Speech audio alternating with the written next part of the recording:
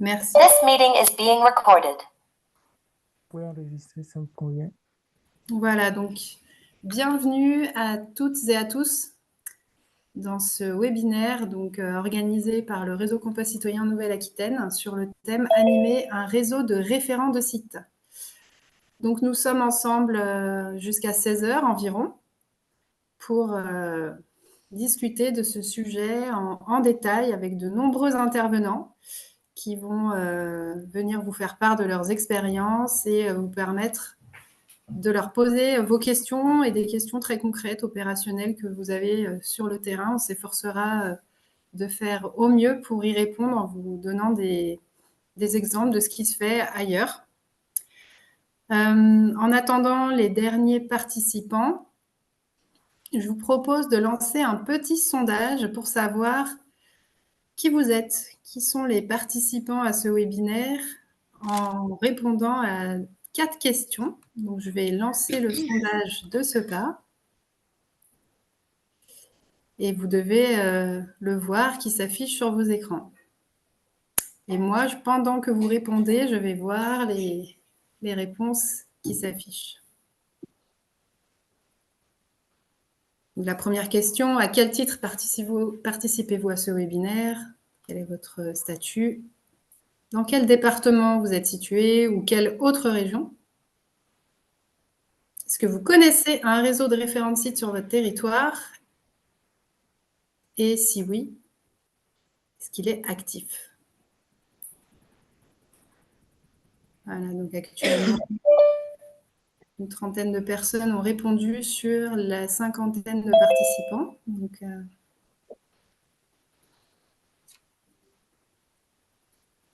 on vous laisse encore quelques instants.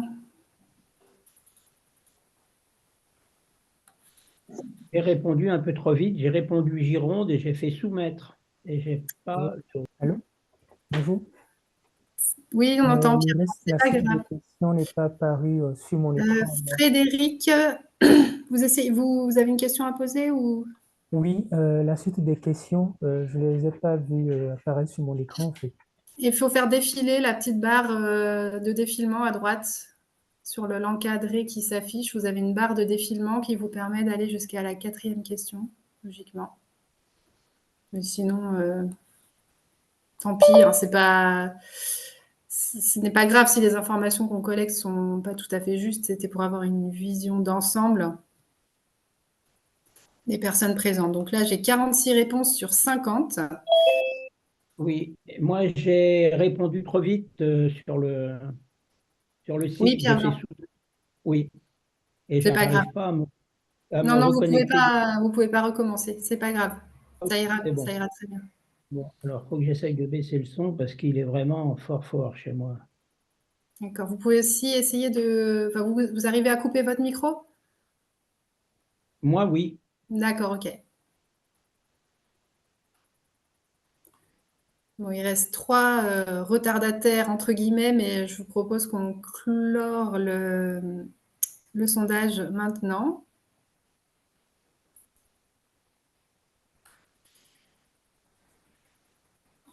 Et de partager les résultats. Alors, ce qui est sympa, c'est que moi, je ne les vois pas vraiment.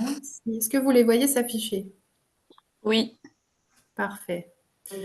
Donc, parmi les participants, une grande majorité de collectivités.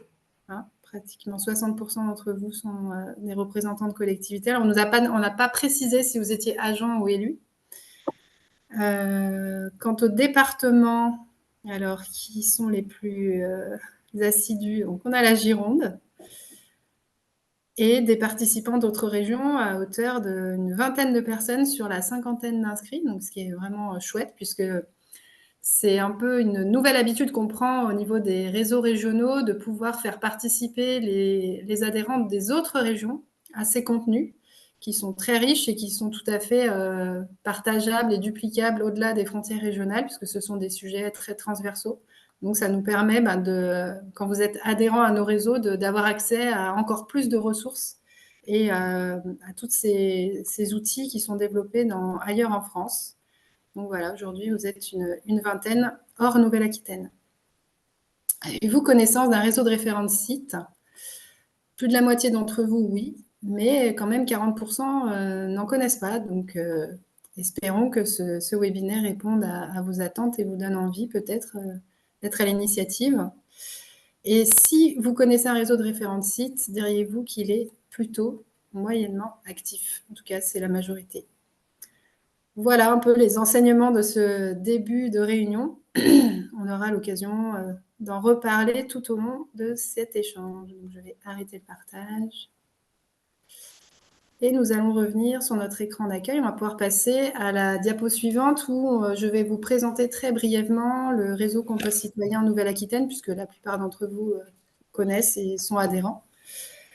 C'est important pour nous de rappeler à chaque fois quelles sont les missions de notre réseau et nos valeurs, ce qui nous porte. Donc déjà, il faut savoir qu'on est aujourd'hui le premier réseau des biodéchets de France. Disons qu'on est le réseau avec le plus d'adhérents sur la thématique des biodéchets, qu'on agit depuis 15 ans au niveau national. Hein, et on porte des projets de territoire qui sont innovants et créateurs d'emplois locaux, puisque tous les emplois liés à la prévention, gestion de proximité des biodéchets sont des emplois non délocalisables et qui nécessitent de l'intervention humaine. Donc nous sommes un secteur créateur d'emplois et c'est important de le dire et de le réaffirmer par rapport à d'autres solutions aussi qui peuvent être proposées. Notre réseau permet à chacun de prendre sa part puisqu'on a un réseau justement citoyen qui cherche à impliquer les habitants, les professionnels, les collectivités, aussi les structures qui vont accompagner tous ces acteurs dans le déploiement des filières des biodéchets. Donc, on a un réseau participatif, inclusif, qui prend en compte tous les maillons de la filière pour arriver au final à gérer ces ressources. On parle plutôt de ressources de plus en plus organiques, de manière à les retourner au sol et à créer une boucle vertueuse pour que le compost, ou cet or brun, on a aussi l'habitude de le désigner comme ça, puisse bénéficier à nos sols qui sont de plus en plus appauvris. Et donc, voilà, parmi nos valeurs et ce qui nous anime, c'est le fait au quotidien d'agir en faveur de l'écologie et des sols vivants, parce que les métiers qu'on porte et les projets qu'on déploie ont vraiment des impacts sur tous ces aspects-là. Là, c'est un petit focus sur les outils et services proposés par le réseau national, puisque si vous ne le saviez pas, lorsque vous adhérez à un réseau régional, vous êtes automatiquement adhérent du réseau national. Par contre, à ce jour, ce sont deux interfaces distinctes. Il y a un site régional et un site national, un site internet, avec des identifiants différents. Donc, on est conscient que c'est un petit peu compliqué pour vous peut-être de vous y retrouver. On travaille dur avec des développeurs web pour qu'à terme, il n'y ait plus qu'un seul identifiant pour accéder à toutes nos ressources. Pour l'instant, c'est séparé. Donc, sur le réseau national, vous avez beaucoup de cartographie, des annuaires, des acteurs des sites de compostage, également des organismes de formation et tout le calendrier des formations qui est mis à jour dans toute la France. Avec des filtres, vous pouvez chercher par département ou par région pour trouver plus près de chez vous. On a un forum thématique avec une quinzaine de sujets répertoriés et la liberté pour vous de poser vos questions au fil de l'eau et de voir l'expertise et l'intelligence collective de toute la France pouvoir vous apporter des réponses ou peut-être même des solutions.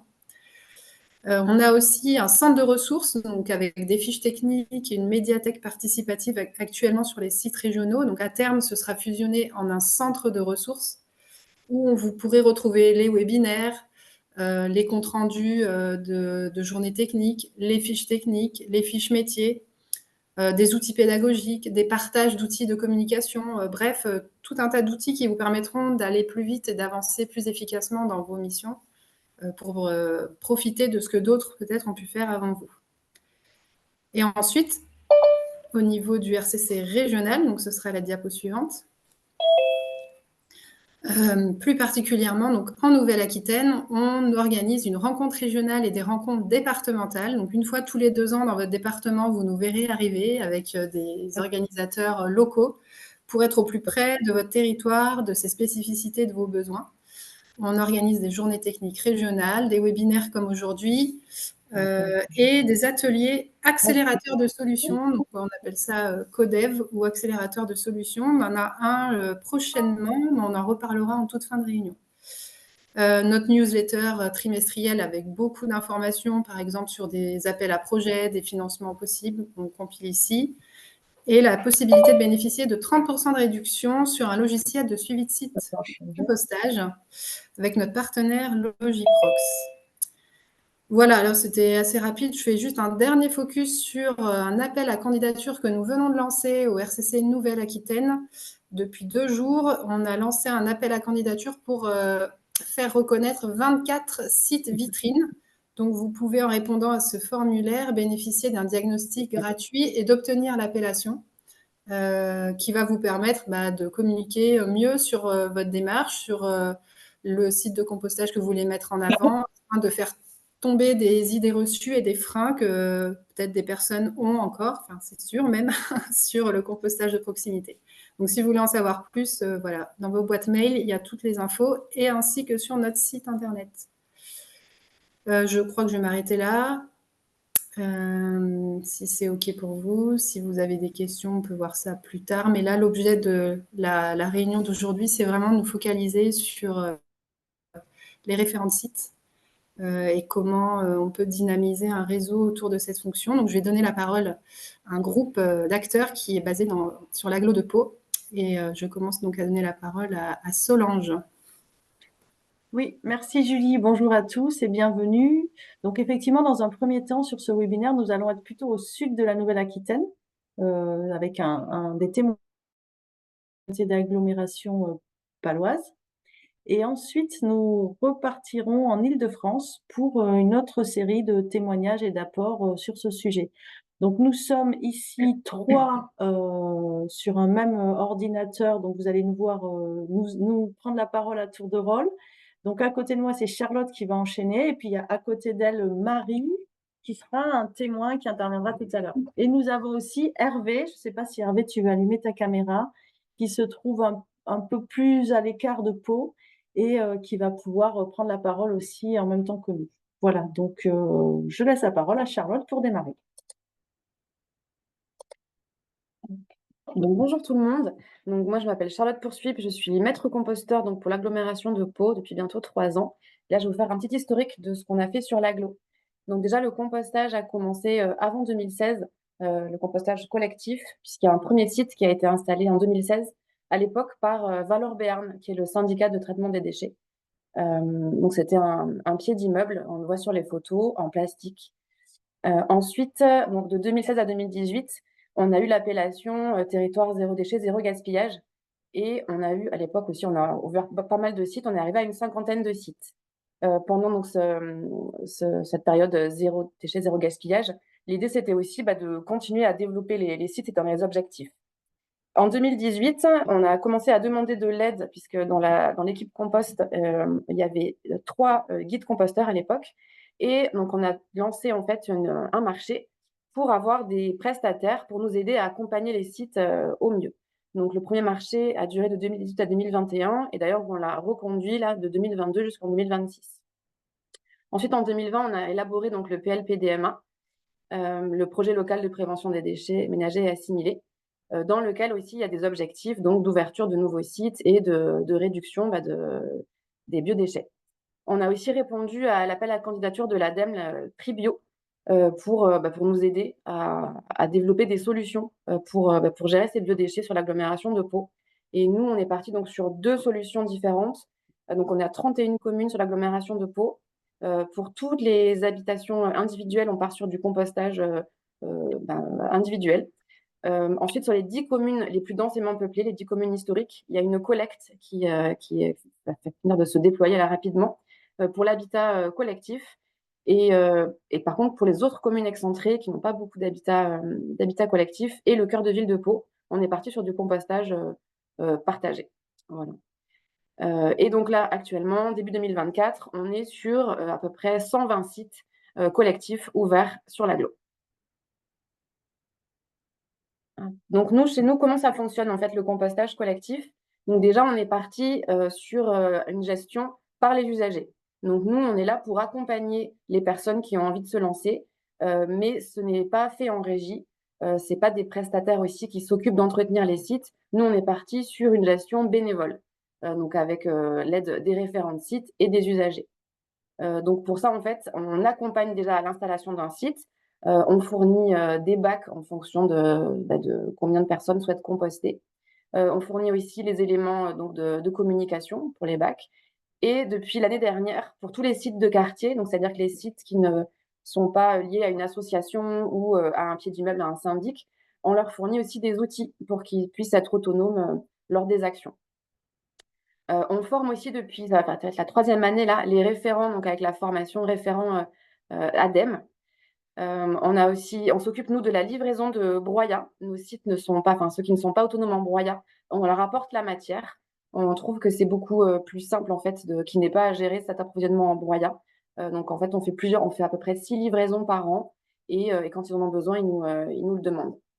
Depuis un an et demi à peu près, la matière qu'on obtient est utilisée par les services des espaces verts quand il n'y a pas d'autre alternative, quand on ne sait pas quoi en faire. Les espaces verts acceptent de récupérer cette matière pour venir en fait l'épandre dans les parcs et jardins, dans les massifs. On a aussi, depuis un an à peu près, on s'est un peu mis à jour sur le registre de suivi. On n'était pas très bon au départ. Et là, ça y est, on commence à s'y lancer. Donc, nous, les référents doivent remplir un registre de suivi, mais c'est centralisé en fait au sein de notre direction, au sein de l'agglo. Donc, nous, en fait, on récupère toutes les informations. On n'a pas de logiciel pour l'instant comme Logiprox, donc c'est un peu à l'ancienne sur des tableurs Excel. On récupère toutes les données. Les sites évoluent, on s'en rend compte aussi, on en reparlera après. Donc, on fait en sorte de s'adapter pour répondre au mieux aux besoins et aux besoins d'évolution. Et donc, depuis, par exemple, l'année dernière, ça fait 10 mois, ça va faire 10 mois là, les composteurs de quartier de centre-ville de Pau qui fonctionnaient, qui étaient en accès libre, qui étaient tout le temps ouverts, fonctionnent avec des cadenas à code. Donc ça aussi, voilà, c'est des choses qu'on a fait évoluer en fonction des problématiques rencontrées et des nouveaux enjeux. Donc nous, pour l'agglomération de Pau, on fournit aussi des salles, si besoin, quand il y a des rencontres de référents, on en reparlera aussi après. Donc on va pouvoir déployer des salles pour accueillir tout le monde. Et on vient aussi en renfort vraiment aux référents de site. L'idée, c'est, vous allez voir au fil des pages, l'idée, c'est de ne pas les laisser tout seuls et on est là pour les accompagner au mieux tout au long du compostage.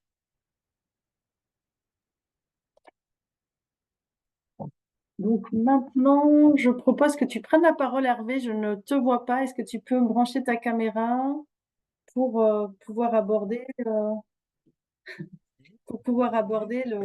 les facteurs de réussite de la gestion de ce réseau, qui sont Je suis les facteurs humains. caméra et son, c'est parti? Non? Allez, c'est bon, on t'entend. Ok, parfait. Et on me voit.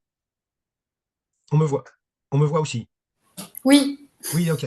Merci. Alors, bonjour à tous. Donc, moi, je m'appelle Hervé Codan. Je suis un des 2 maîtres composteurs en indépendant qui intervenons en appui de l'agglomération de Pau pour contribuer à l'animation du réseau de sites de référents. Donc, Charlotte nous a présenté les facteurs de logistique et le matériel un petit peu mis en place par l'agglo comme facteur de réussite. Et bien sûr, un facteur de réussite important dans le cadre de l'animation d'un réseau de référence, c'est le facteur humain. Un facteur humain qu'on souhaite voir s'approprier les enjeux, à savoir la gestion des déchets, des biodéchets en particulier, sur l'espace public et au sein d'une dynamique de quartier. Alors, les ingrédients humains dans cette affaire, bien sûr, il faut des référents de site, un réseau de référents de site. Il faut des référents de site, des citoyens engagés comme référents de site. Et comme on l'a dit un petit peu tout à l'heure, ces référents sont formés donc, dans le cadre d'une formation chartée PG Prox, mais également, quand ils ne sont pas tous encore formés, ils bénéficient de nos accompagnements, mais on va le détailler un petit peu après. Des citoyens engagés, mais également des agents de la collectivité, et en particulier la maître composteur qui, on va dire, pilote un petit peu l'ensemble du dispositif, qui est la correspondante au niveau de l'agglo pour poursuivre tous les projets, les sites, la logistique, le matériel, et puis également l'ensemble des réunions que l'on propose. La collectivité, c'est aussi les agents des espaces verts. Charlotte t'en a un petit peu parlé. C'était pas forcément gagné au départ, mais le compost, on a démontré qu'il était finalement de bonne qualité avec les manipulations des uns et des autres, et notamment du réseau d'usagers. Donc, ils acceptent dorénavant de mettre sur les espaces publics, y compris sur des parcs un peu à l'aspect qualitatif au niveau visuel, de pouvoir mettre ces biodéchets une fois mûrs. Et enfin, le compost mûr, pardon. Et également, on fait appel aux managers de quartier qui sont un peu les agents qui rendent compte au niveau du quartier, de la dynamique de ce qui s'y passe. Et notamment, c'est eux qui nous mettent à disposition des salles. Donc voilà, des agents de la collectivité fort importants dans la mise en œuvre et la conduite de l'animation de ce réseau. Ensuite, des maîtres composteurs partenaires, dont je fais partie avec Solange, pour animer ce réseau. Je ne rentre pas dans le détail parce que Solange va vous faire une petite présentation des différentes animations que l'on peut proposer dans le cadre de ce réseau. Et puis, n'oublions pas, on parle de collectivité, des compétences pilotées par les collectivités. Bah, bien sûr, on a les élus en charge du développement durable et des déchets de l'agglomération de Pau. Alors, vous avez une petite photo d'une inauguration avec, alors la photo du bas, c'est une référente de site qui est au centre, hein, sur la gauche, avec deux élus bah, qui prennent la parole pour inaugurer un site. On a le monsieur en costume, là, c'est l'élu référent du quartier qui relie attentivement les notes préparées par Charlotte, que vous voyez sur la droite de la diapo. Voilà, donc ça fait une équipe sous l'œil attentif d'un certain nombre de référents de sites qui étaient venus participer à cette inauguration que vous voyez en arrière-plan. Voilà pour le facteur humain. Ensuite, on doit avoir une autre diapo. Voilà, merci.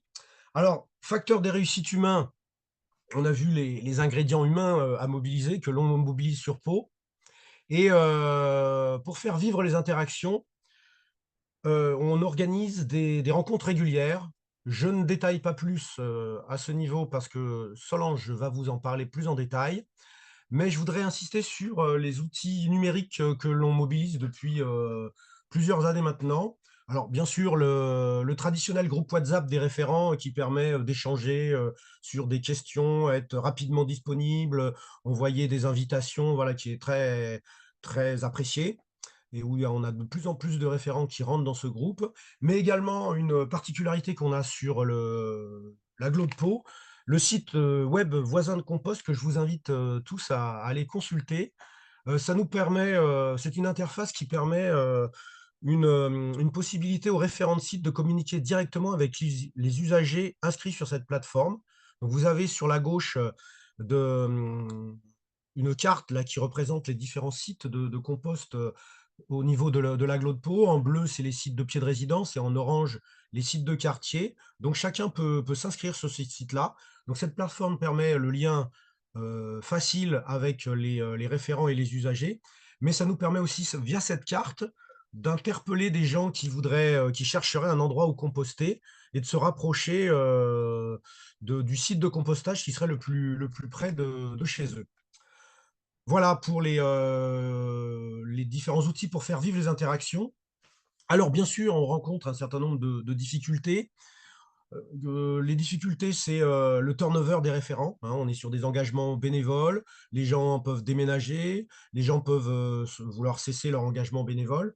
Donc, la façon qu'on a trouvée dès le démarrage maintenant, ce qui n'était pas le cas dans les premiers sites qui ont été créés sur l'agglo, c'est d'essayer de recruter dès le départ au moins 2 référents pour s'épauler, et voir sur les gros sites plutôt 3 à 4 référents dès le départ, de façon à… Alors ensuite, il y a un petit jeu de calage des rôles des uns et des autres, mais chacun amène un peu sa compétence. Et le fait d'avoir plusieurs référents, bah, ça permet aussi de passer au deuxième point de difficulté, qui est le recrutement des référents. Donc les gens, les citoyens peuvent s'engager plus volontiers s'ils savent qu'ils sont déjà plusieurs à partager la tâche. Alors, comment on fait sinon pour recruter les référents? On fait un appel à candidature avant installation sur un site qui est en train de devenir, on fait un peu d'affichage. Également, sur le site web de Voisins de Compost, on a des petits encarts qui nous disent sur le site, de centre-ville numéro tant, nous recherchons activement des citoyens engagés, référents de site, et on présente ce qu'est un référent de site via cette application-là. Encore une autre façon de la faire vivre. Et puis, la fidélisation des référents.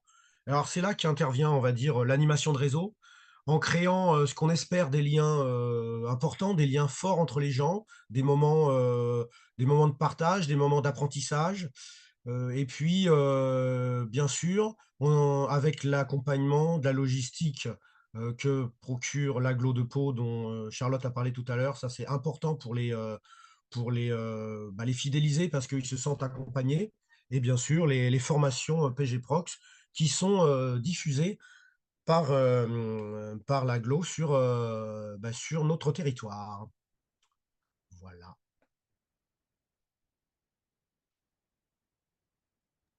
Je vais reprendre la parole pour poursuivre cette présentation.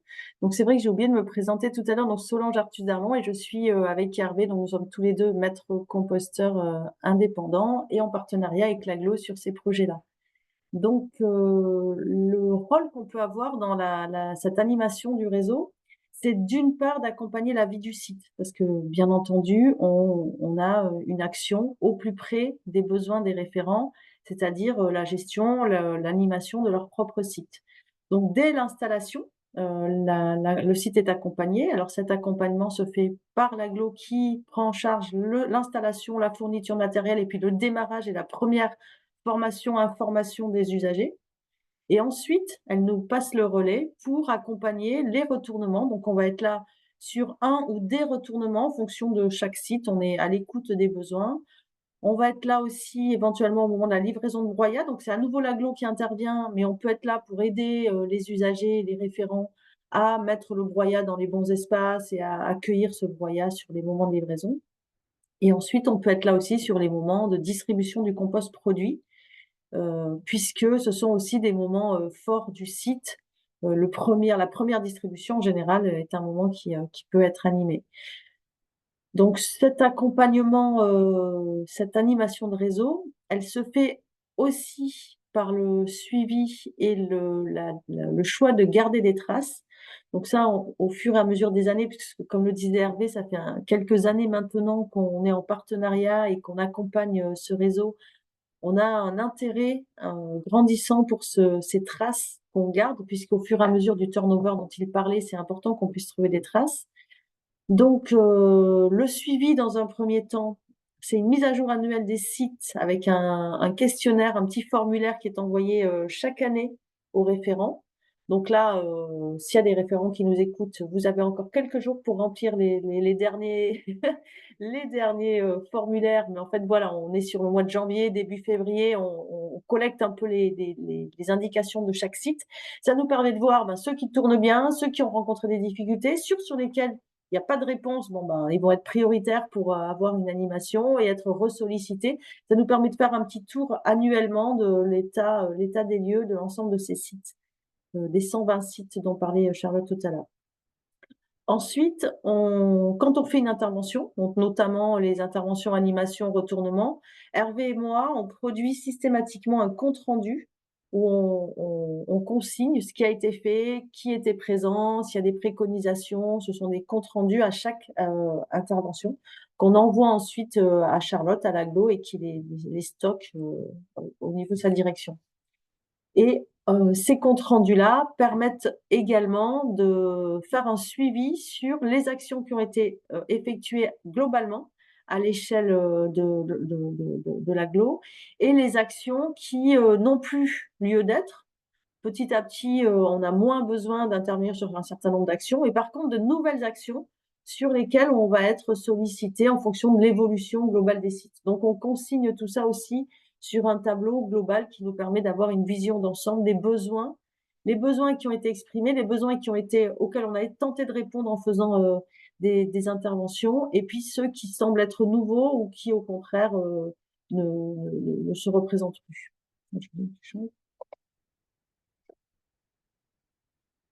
Donc, l'accompagnement et l'animation des sites, ça se fait aussi, comme le disait Hervé, en favorisant les rencontres, la convivialité, la curiosité et en tissant des liens. ces liens-là humains, ils sont forts, ils sont évidents et je crois que s'il y a une première chose importante dont on voudrait témoigner, c'est vraiment ça. C'est-à-dire au fur et à mesure des années, des liens se sont instaurés, des liens en dehors des sites de compostage aussi. Et c'est vraiment une façon de vivre ensemble. Alors, ça fait un peu bateau, mais c'est un faire ensemble, un vivre ensemble qui est réel et qui se rencontre vraiment dans ces moments-là. Donc, comment on fait pour favoriser ces rencontres? Eh ben, on invite à 4 rencontres annuelles. Donc, vous avez sur la partie gauche les soirées des référents. Donc, c'était les 4 invitations aux soirées 2023. Donc, chacune avec un thème et qui permet de faire un point, de recueillir aussi les retours des participants et puis de se terminer par un temps de repas partagé, de convivialité. Donc, en général, on a facilement 25 participants, ce qui représente un nombre important pour nous de participants réguliers. C'est pas toujours les mêmes. On a un petit suivi tout à l'heure, là, chiffré. On pourra vous donner des chiffres de ces participants. Donc ça, ce sont des temps qu'on organise en soirée, un vendredi soir, et les thématiques peuvent être diverses. L'année dernière, ce qui a vraiment bien marché, c'était la soirée Les Petites Bêtes du compost, parce que là, on avait amené des loupes binoculaires et puis chacun amenait à son compost de son site et on regardait un peu qui habitait dans son compost, on comparait, voilà, c'était un moment, ce sont les illustrations que vous voyez avec tout le monde penché là sur les petites barquettes de compost à observer avec des clés de détermination pour essayer d'observer et de définir qui est habitant de son compost. Donc, lors de ces rencontres, on essaie aussi de célébrer. Alors, le certificat de reconnaissance, là, on a mis celui de Fabienne, c'est un exemple, mais il y en a d'autres qui ont des certificats de reconnaissance. On essaie de noter, de notifier, de mettre à l'honneur un des référents ou un des partenaires de ce réseau, un membre du réseau, qui a, là, le cas de Fabienne, c'est une référente de site qui est allée à énormément d'autres retournements. Systématiquement, quand il y avait un retournement, elle allait donner un petit coup de fourche, apporter des petits crackers. Et puis voilà, elle a été super active et elle a favorisé beaucoup le lien aussi. Tout le monde connaît Fabienne en fait maintenant, alors qu'elle est arrivée récemment. Hein, c'était une référente récente. Mais voilà, donc c'était un certificat de reconnaissance de cet engagement très enthousiaste et voilà, mais à chaque fois, on peut mettre à l'honneur.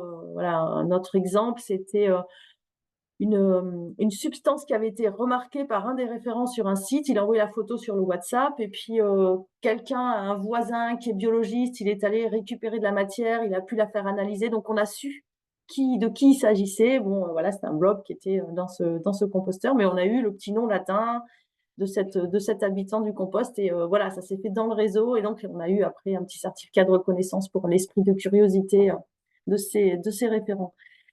Et ensuite, on célèbre aussi, là, l'anniversaire, c'était les 10 ans de Carlitos, parce que tout à l'heure, c'était pas 2016, mais 2012, le premier site. Donc, en 2022, on a fêté les 10 ans du premier site Carlitos avec Sylvaine, la référente, qui est toujours référente depuis 10 ans. Voilà, donc on a eu un petit gâteau d'anniversaire avec une bougie. Donc voilà, c'est vraiment le côté, la convivialité, tisser des liens, c'est réel. Ce sont des moments qui se créent et qui sont compris dans cet accompagnement dans le marché de l'aglo qui nous permet d'ouvrir ces temps-là. Et ensuite, comme il a été évoqué aussi, il y a du temps de monter en compétences parce qu'effectivement, pour se mettre en conformité avec la réglementation, il faut que les référents de site soient formés. Et donc, chaque année, il y a une formation qui est référencée dans le référentiel et France Compétences. Donc, ce référentiel, c'est une journée pour les référents. Donc, au fur et à mesure des années, l'ensemble des référents sera formé. Voilà. Je crois que j'ai terminé et que c'est à vous maintenant. Donc, je ne sais pas si vous avez eu des questions parce que je n'ai pas accès au chat. Mais si vous avez des questions sur tout ce qui vient d'être évoqué avant qu'on passe à la suite, elles sont bienvenues. Peut-être Julie, si tu veux reprendre la main, s'il y a eu des questions. Julie ou Jeanne? Oui, tout à fait, il y a eu des questions.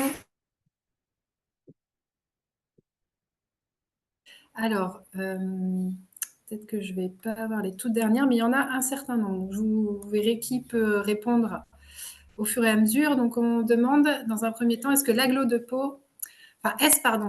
Pau qui met à jour et paye le site voisin de compost? Oui, c'est un site que nous, on a créé, en fait. Donc, ouais, il est à nous. Il est à nous, il est hébergé sur notre site de la ville. Et voilà. Ok. Enfin, du coup, vous avez un développeur en interne à l'agglo qui se charge de le faire, c'est ça? Vous Alors, à avez... l'époque, il n'avait pas été développé en interne, c'était un projet bêta-gouv. Donc, quand un agent d'une collectivité a une idée, il y a un service du gouvernement, en fait, qui aide à mettre au point cette idée. Et après, oui, s'il y a quelques petites modifications à faire, on a quelqu'un en interne maintenant qui s'en occupe. Ok. Ensuite, pour avoir plusieurs référents de site, vous financez la formation pour les potentiels 4 référents? Vous faites Non, allusion- alors on n'a pas le budget pour former tout le monde en même temps. Du coup, l'idée, c'est de former au moins, enfin, sur les sites qui ont 4 référents, d'en former au moins un. Et après, au fil du temps, si on arrive à former les autres, voilà, c'est bien. Moi, du coup, je continue sur cette question parce que c'est moi-même qui l'ai posée. Bonjour, Mélanie Berndejac. Donc, si c'est pas vous qui payez les formations, en fait, c'est les référents Ah si, qui... pardon. Si, c'est nous qui payons les formations. Oui, oui. Les référents ne D'accord, payent rien. Oui. d'accord, ok. Autant pour moi si j'ai mal compris. Ouais, Merci. voilà. En fait, on a un budget pour former 16 référents par an. Ok, Et c'est nous qui payons cette formation. très bien. Toujours au sujet du site web Voisin de Compost. Est-ce que vous l'avez déployé au début de votre lancement dans la PG Prox ou c'est intervenu en cours de déploiement? Ça s'est déployé en 2020, donc c'est assez récent. Et enfin, ça a bien servi puisque à l'époque, il n'y avait pas d'outils comme ça qui existaient encore. Et en gros, ça a permis de mettre en lumière les sites déjà existants, de les référencer donc sur la carte qu'a montré Hervé. Et en gros, les gens qui n'osaient pas forcément appeler ou qui voulaient une réponse rapide, d'une simple recherche sur Internet, trouvaient le site, voyaient comment on pouvait intégrer un site de compostage, regarder le site le plus proche. Et voilà. Ok. Donc, je suis désolée, les questions sont un peu... J'aurais dû les regrouper par thème. Il y en avait une autre sur les référents de site et la formation. On demande, enfin, c'est un peu une affirmation, les référents de site ne sont pas obligatoirement formés référentiels PG Prox avant de démarrer les sites. Non, non, non. Parce que quand on ouvre un site, des fois, on n'a qu'un référent et souvent, on se rend compte, enfin, on recrute les autres au fur et à mesure. Vraiment, le plus dur enfin, le référent le plus dur à avoir, c'est le premier. Parce qu'il y a un côté, je suis le premier, je suis tout seul, ça va être compliqué. Et après, une fois qu'on en a un, on arrive à en avoir d'autres. Donc non, ils sont pas forcément tous formés quand ils sont référents de site. Ok. Maintenant, des questions plus en lien avec l'intervention de Solange et Hervé dans ce dispositif. Donc, on demande si vous intervenez pour le compte de l'aglo via un marché public ou une convention. Oui, tu veux répondre, Hervé, ou j'y vais? Enfin, oui, oui, c'est dans le cadre d'un marché public. Voilà, un marché public qu'on a remporté 2 fois de suite. Donc là, il court jusqu'à 2026. On croise les doigts pour 2026. Ok. C'est pour une durée de combien à chaque fois? 3 ans. Ok. Et donc, dans le marché, il y a 35 animations par an. C'est ça. 35 animations et qui comprennent les animations sur site et les rencontres. Sachant que les animations sur site peuvent être de différentes sortes. Je n'ai pas détaillé tout à l'heure, mais on peut aussi faire des animations qui permettent des rencontres intersites en faisant des petites randos sur un même quartier dans lequel il y a plusieurs sites dans un périmètre limité. Donc voilà, mais 35 animations, tout confondu. Ok. Je reviens sur mes référents de site et sur leur formation pour savoir qui prend en charge les coûts de cette animation et de la formation dans le cadre du référentiel. Voilà, qui prend en charge les coûts et combien coûte à l'année l'animation du réseau des référents à la collectivité. Donc ça, pardon, c'est plutôt une question par rapport au marché public, en fait. J'imagine quel est le montant du marché, plus le coût du poste de Charlotte, qui fait partie du dispositif aussi, j'imagine. Enfin, je ne sais pas si vous pouvez être précis à ce point-là, mais peut-être avoir un ordre d'idée, ouais. Pour les marchés, oui, on va trouver. On cherche, on l'a pas en tête. Parce que l'animation du réseau de référence est vraiment totalement sous-traitée ou, Non, non, il y a non. une partie, c'est quand même l'agglo, mais comme Ouais. on peut pas tout faire, on Hmm. délègue aussi. Et donc, quand c'est l'agglo, c'est vous, Charlotte, maître composteur, qui assurez l'autre Ouais, partie de l'animation? avec mes 2 autres collègues lead composteurs. Ah, vous avez 2 autres collègues. Donc, et ça représente combien en temps de travail, vous En sauriez dire? équivalent temps plein, on est moins de 2. Donc elles sont à mi-temps sur le compostage, une un peu moins et moi à temps plein. Mais tout votre temps n'est pas dédié à l'animation du réseau de référents de Non, sites. ah non, Voilà. Et ça représente quoi à peu près, vous savez? aucune idée. Non, ça c'est Ouais, vraiment quelque c'est chose. des tâches Non, parce que en fait, ça se fait enfin, dans une journée, il va y avoir répondre au WhatsApp, répondre à des Ouais. mails, aller donner un coup de main, Hmm. aller aider un retournement. Donc, à quantifier, non, c'est un peu compliqué. Mais on a Donc, trouvé le oui. budget. Le marché public, c'est 12 000 euros par an. Juste sur l'animation, accompagnement au compostage collectif. Donc, toute cette partie animation, les temps de coordination, de réunion, etc. C'est 12 000. Très bien. Merci pour la précision.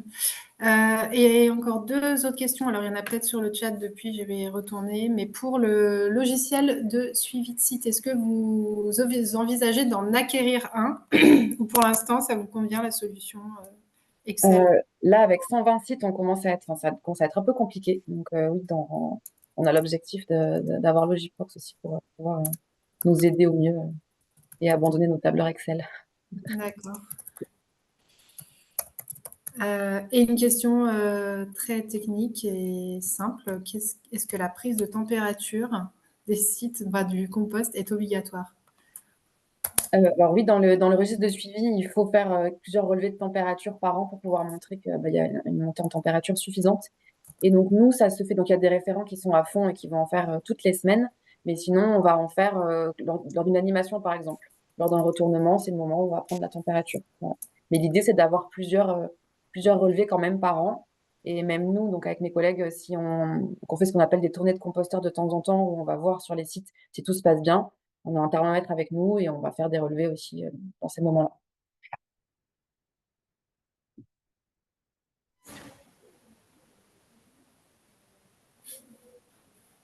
Pardon, j'ai été de nouveau coupée, donc je n'ai pas entendu la fin, mais je crois qu'il y avait d'autres questions qui se sont affichées auxquelles j'ai accès à une dernière. Si des personnes veulent encore poser des questions, n'hésitez pas à prendre la parole après celle-ci. Sur les 120 sites, avez-vous des sites autonomes en établissement? Ou là, on parlait que de sites de compostage partagés entre habitants? Oui, là, il n'y avait pas de site d'établissement dans les 120. On les a mis à part les sites d'établissement. Et il y en a quelques-uns autonomes. Mais après, ça va pas être des énormes sites en établissement. Ça va plutôt être pour, par exemple, le repas du midi. Ils vont pas gérer tous leurs biodéchets par du compostage. Ça va vraiment être pour des restes de repas des salariés, principalement. D'accord. Je regarde les dernières questions. Donc, je pense qu'on y a répondu, les modalités de partenariat avec l'AGLO. Si jamais j'avais une question supplémentaire en revenant aux référents de sites. Donc, vous avez dit que vous avez un budget pour 16 référents de sites par an. Est-ce que ça veut dire du coup que certains sites, dès le début, n'ont pas de référents de sites formés et qu'au final, ils sont formés l'année d'après ou 2 ans après, mettons? Oui, oui, c'est ça. Et justement, comme les référents ne sont pas, enfin, ils n'ont pas fait la journée de formation, on se sert aussi des rencontres de référents, donc 4 fois par an, pour leur faire acquérir des connaissances sur la gestion du site. Donc en fait, comme on n'a pas le budget pour former tout le monde, par exemple, s'il y a vraiment des sites, des petits sites, des tout petits pieds d'immeubles, on préfère former les gros sites de quartier aux petits pieds d'immeubles. Et donc, ces personnes-là vont plutôt se former au fil du temps lors des rencontres avec les référents. Du coup, on les invite aussi à participer sur des animations de gros sites pour qu'ils apprennent des choses à ces moments-là. Et toujours concernant la formation, auprès de quel organisme s'effectue-t-elle cette formation? Alors, sur le territoire, moi, je suis formatrice de référents de sites et je travaille avec les 2 gros organismes de la Nouvelle-Aquitaine, à savoir Aura du Sol et Terre d'éveil. Là, en l'occurrence, sur la communauté d'agglo à Pau, c'est en général avec au ras du sol. Moi, je suis en prestation pour eux, je suis formatrice agréée par eux. Et donc, c'est avec plutôt au ras du sol, mais ça peut être aussi. Il y a d'autres agents qui ont été formés l'année dernière via le Valor VR, le syndicat mixte, et c'était avec Terre d'éveil. Donc voilà, un des deux. Je travaille avec les deux. Je pense qu'il y a important de souligner, là, Solange, tu me Oui. diras si je me trompe, c'est qu'il est nécessaire qu'il y ait un organisme de formation qui ait un agrément Calliope et charté PGProx Ah oui, oui. pour que la formation référente site soit certifiante et vraiment reconnue par l'ADEME, par l'État. Enfin, voilà, C'est parce ça. qu'on voit aussi des formations se développer en interne, en infra, dans les collectivités et c'est pas vraiment la même chose.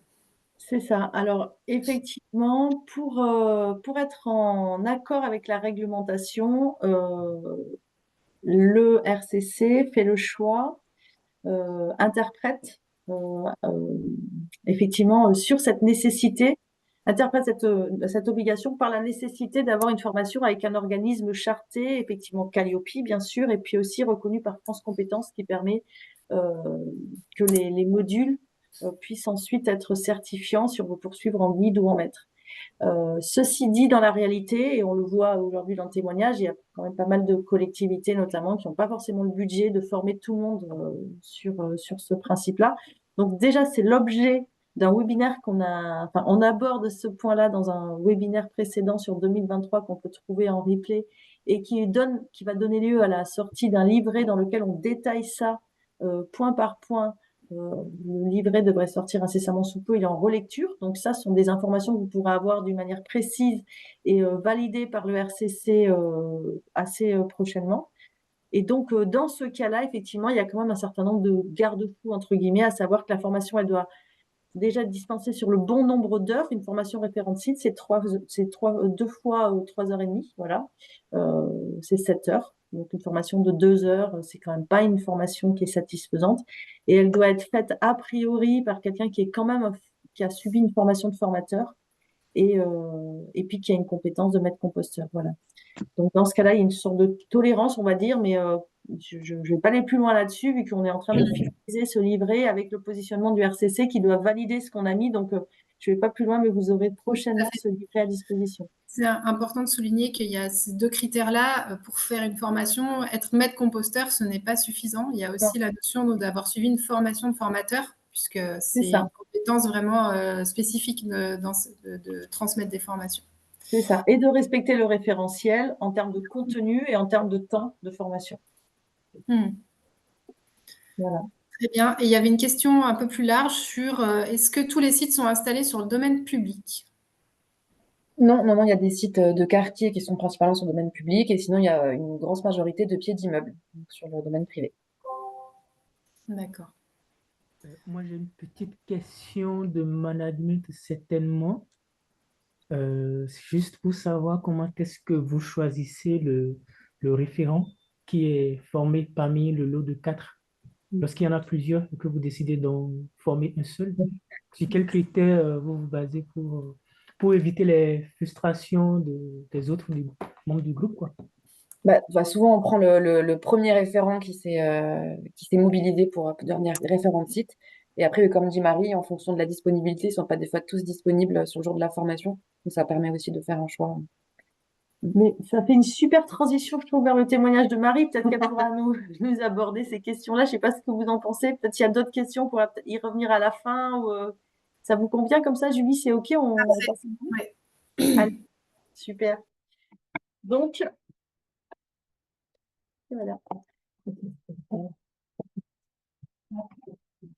Donc, bonjour, je suis Marie Lafargue. Donc, moi, je suis référente bénévole sur alors, le 100e site de compostage collectif de l'Agglo, qui a ouvert en 2023, en avril 2023.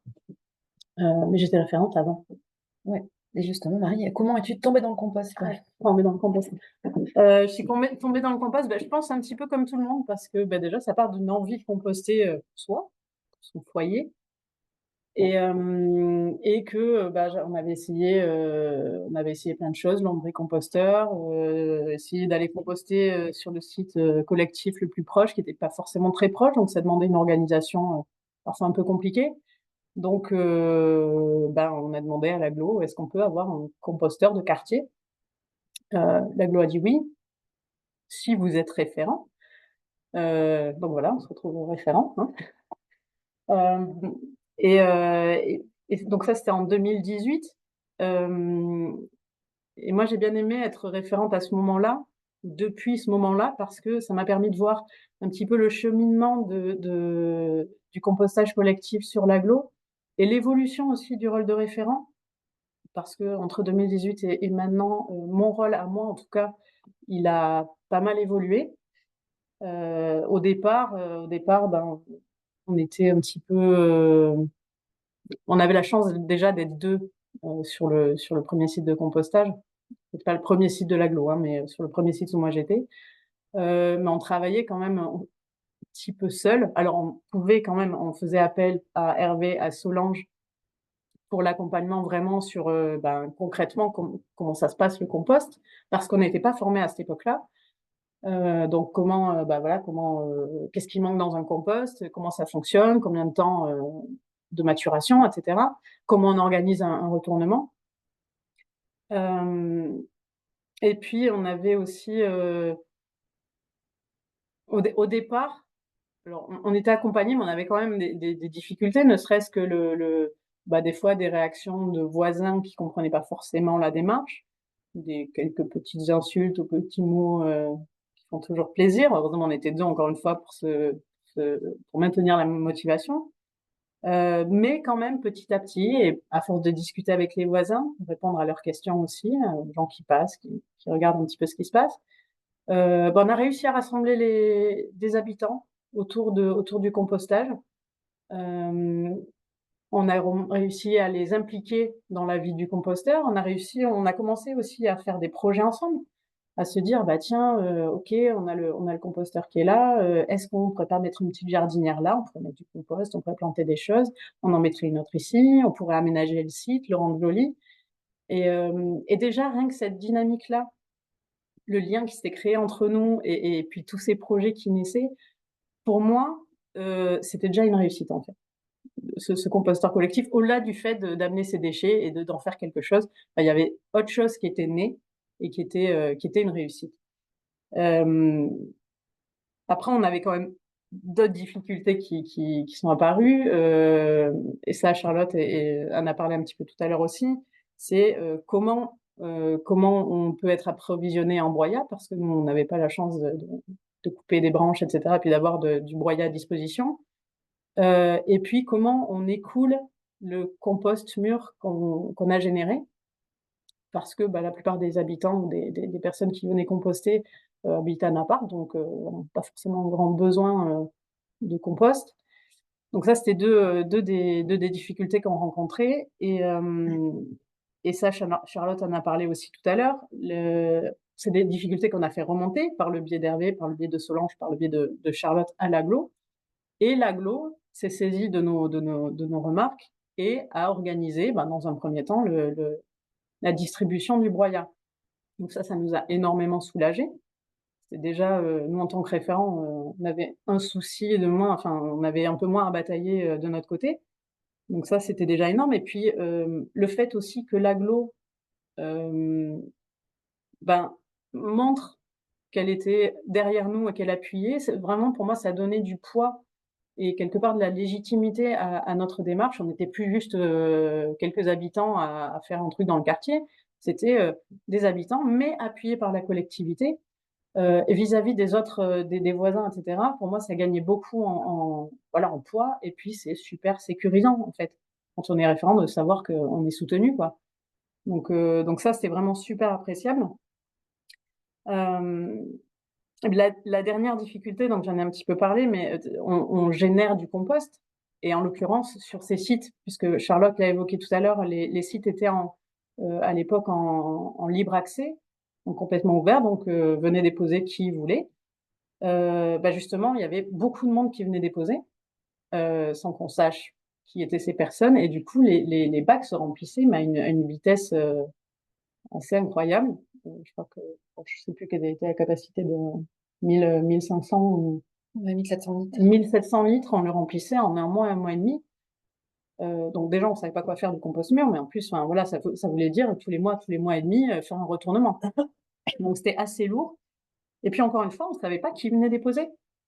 Donc on pouvait pas communiquer avec les gens. Et c'est là que, dans un premier temps, le voisin de compost, donc Hervé en a parlé. Et puis dans un second temps, l'installation des cadenas sur les sites.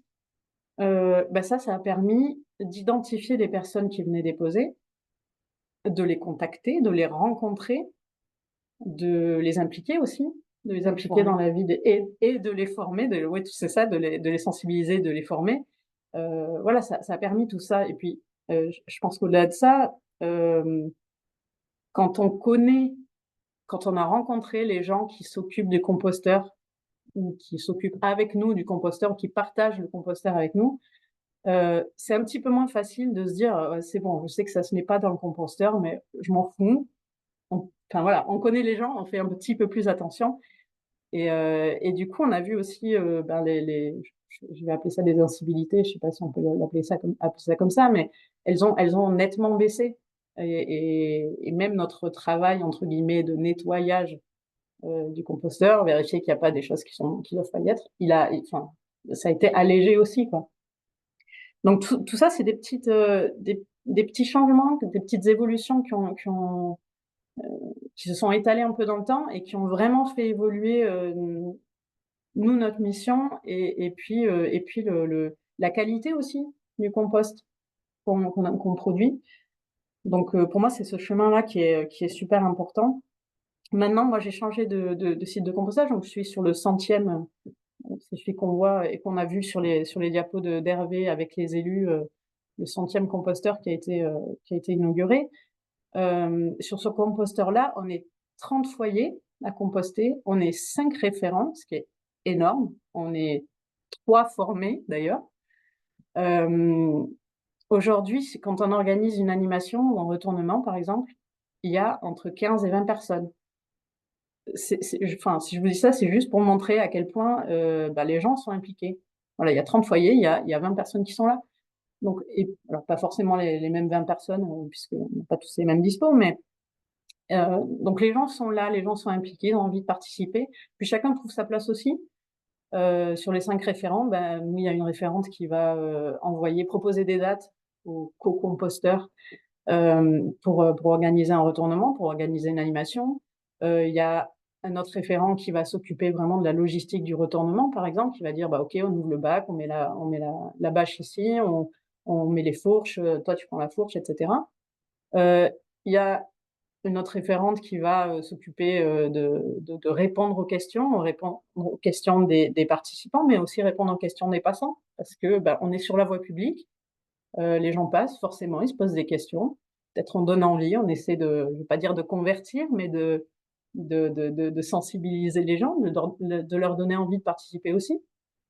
Donc voilà, chacun trouve sa place, et même dans les participants, il y a ceux qui fourchent, et puis il y a ceux qui préparent le temps convivial, qui vont installer la nappe, parce que oui, on a une nappe, qui vont préparer les boissons, qui ont amené les petits gâteaux, les casse-croûtes faits maison. Donc voilà, chacun trouve sa place, et ça, je vous passe en plus les temps d'échange, parce qu'au final, on travaille vraiment même pas 1 heure en fait. Le retournement, il se fait en moins d'1 heure. Mais par contre, derrière, il y a un temps un temps convivial d'apéritif qui est extraordinaire, qui s'étale toujours. Il y a toujours des gens qui traînent. Parfois, on va manger même à l'extérieur. On continue plus tard. Donc voilà, il y a cette vie-là, quoi. Et du coup, est-ce que c'est pas trop dur d'être référent ou trop lourd? Non, et pour plein de raisons, et enfin j'en ai évoqué un petit peu, et vous en avez évoqué aussi dans vos présentations, mais déjà parce que on n'est jamais seul, référent sur un site, et ça c'est encore une fois pour se maintenir dans la motivation et tout, c'est super important, parce qu'on sait qu'on peut faire appel à Solange, à Hervé, à Charlotte, à l'Aglo pour nous aider ou dès qu'on a un problème. parce qu'on est formé, ça, on en a parlé aussi un petit peu, et puis parce qu'on a beaucoup de manières, enfin parce qu'on échange beaucoup entre référents. On est, même si, enfin voilà, on n'est pas seul sur un site, on n'est pas seul sur l'agglo non plus. On échange sur nos difficultés, nos astuces, nos réussites. On échange, donc Solange et Hervé en ont parlé, on échange pendant les rencontres des référents, donc les 4 rencontres de référents annuelles. On échange sur le groupe WhatsApp. Et puis on échange parce que, ben voilà, de temps en temps, comme c'est le cas de Fabienne qui va sur tous les retournements des autres sites, on va donner des coups de main aux uns aux autres. Et puis parce qu'on finit par se connaître, on se voit depuis tellement longtemps maintenant que bah, ça crée du lien, on se voit ailleurs aussi. Donc on peut vraiment partager, ça soulage énormément. Et si demain la collecte des biodéchets est disponible dans ton quartier, est-ce que tu abandonnerais le compostage? Alors, elle n'est pas possible chez moi, mais si ça l'était, non, je lâcherai pas le compostage collectif parce que, bon, déjà, le compostage en soi, pour moi, c'est une façon concrète de voir les déchets que je génère, en tout cas une partie des déchets que je génère, parce que les autres déchets, bah, que ce soit le tri ou la poubelle noire ou les ordures ménagères, on les met dans le bac, ça disparaît, hop, loin des yeux, loin du cœur, loin des préoccupations. Là, c'est pas le cas. Je vois vraiment ce que je crée comme déchets, je vois ce que ça devient. Et en plus, bah là, en compostant, j'en assume la responsabilité quelque part. J'assume la responsabilité de son traitement, de l'énergie que ça demande de s'en occuper, de le faire. Et puis, j'essaie de valoriser, d'en faire que mes déchets deviennent une ressource. Donc ça, c'est super important. Donc ça, c'est pour la partie compostage. Mais le compostage collectif, ça va même plus loin. J'en ai déjà un petit peu parlé, mais bah, c'est du lien. C'est du lien avec les habitants du quartier. C'est du faire ensemble. Pour moi, c'était quelque chose qui était déjà moteur dès le début et qui le reste encore aujourd'hui. Donc, en plus, je pense que quand on s'implique comme ça, quand on fait quelque chose dans un quartier, au final, on n'est plus juste un habitant du quartier. On devient on devient acteur de ce qu'est le quartier, de ce que devient le quartier, de ce qu'on a envie qu'il devienne. Et ça, je trouve ça super. Enfin, quelque part, c'est une façon de se réapproprier aussi, je vais pas dire l'espace public, mais en tout cas l'endroit où on vit.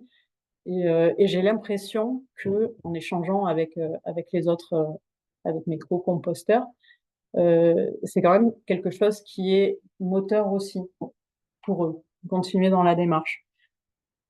Et puis on va pas se mentir, on rencontre aussi beaucoup de belles personnes. J'ai rencontré beaucoup d'amis composteurs, donc voilà. Non, je ne me ferai pas collecter. Ok. Merci beaucoup, Marie, de ce témoignage. Alors, je ne sais pas s'il y a eu des questions. Encore une fois, on n'a pas accès au chat. Je ne l'ai pas précisé tout à l'heure, mais il y a une grosse panne Internet sur toute une moitié de Pau. Donc, on a dû se regrouper. Et donc, on est avec un seul ordinateur. Et enfin, voilà, on n'a pas accès au chat. Donc, on compte sur toi, Julie.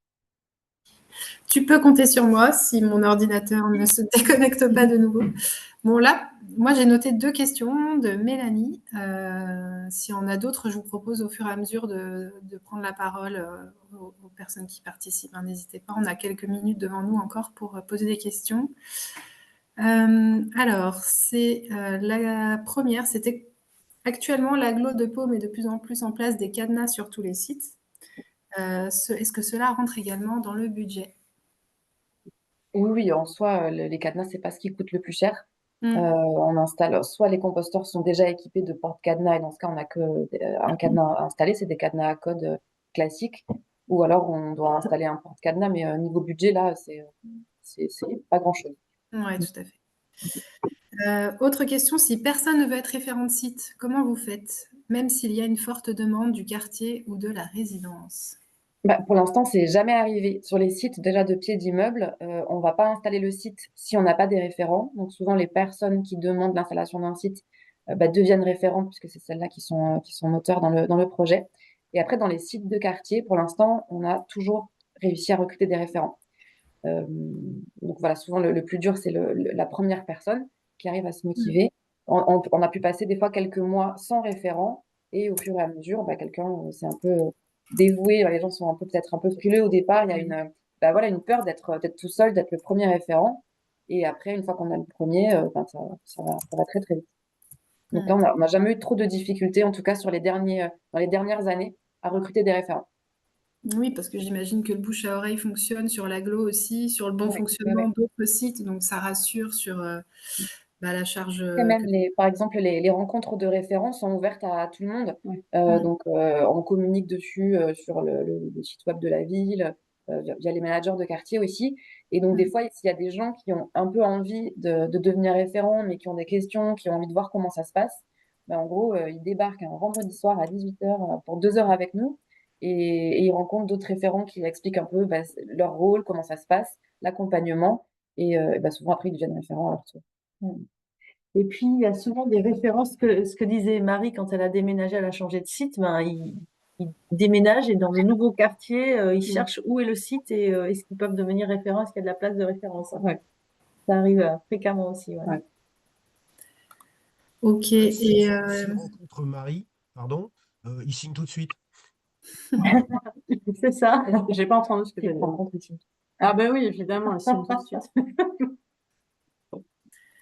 Oui, on va y revenir un peu sur ce que ça a pu susciter comme réaction, le témoignage de Marie, qui est vraiment très encourageant. J'imagine que beaucoup d'entre vous se demandent si c'est duplicable chez soi. Est-ce qu'on a les mêmes profils d'habitants partout, dans toutes les agglos? Qu'est-ce qui fait que le cocktail fonctionne si bien à Pau? La typologie des personnes qui habitent fait que? Ou à votre avis, vous avez donné un certain nombre d'éléments tout à l'heure aussi sur les conditions matérielles et tout ce que vous mettez en œuvre pour que les humains se rencontrent. Et selon vous, est-ce que c'est ce que vous avez mis en place là peut se reproduire partout ailleurs? Oui, c'est moi qui pose la question. Je me permets d'intervenir. En fait, c'est ce qui a fait germer cette idée de webinaire. C'est qui a germé entre nous au sein du RCCNA. Donc, je l'ai pas dit tout à l'heure, mais moi, je suis une des administratrices du RCCNA. Et c'est vrai que quand on échangeait sur les thématiques qui pourraient intéresser un certain nombre d'adhérents et de collectivités notamment, cette thématique-là est revenue et c'est pour ça que j'ai proposé qu'on témoigne de ce qui se passait à Pau parce qu'on a l'impression que ça peut évidemment s'essaimer ailleurs et si on peut participer à ça, tant mieux. Voilà. Je crois que Charlotte a déjà été contactée aussi par d'autres collectivités sur certains points précis. Enfin, l'idée de ce webinaire, c'est surtout ça. C'est pas dire ah regardez comment on est trop bon à Pau, c'est super. C'est juste dire il y a des choses qui ont été essayées, il y a des choses qui ont échoué, d'autres qui ont réussi, et en le partageant, on peut faire gagner du temps à d'autres collectivités. Et puis surtout, c'est ça, dire que c'est possible et que ça peut se reproduire. Enfin, je sais pas ce que vous en pensez, mais après, je pense que on n'est pas particulier, même si on est près des montagnes, on n'a rien de spécifique. Donc, pour moi, c'est duplicable partout. S'il faut, c'est vrai que je pense que ça s'est fait aussi de la même manière ici. Ça a été très évolutif et puis on se rassure les uns les autres. S'il faut que nous, en tant que référents, on aille témoigner auprès de personnes qui pourraient éventuellement, dans vos collectivités, vouloir, mais qui n'osent pas, je pense qu'on serait plusieurs, je ne citerai pas Fabienne, mais si un petit peu, on serait plusieurs à venir témoigner volontiers, à venir partager notre vécu de référent pour si ça peut rassurer, si ça peut aider. Bon.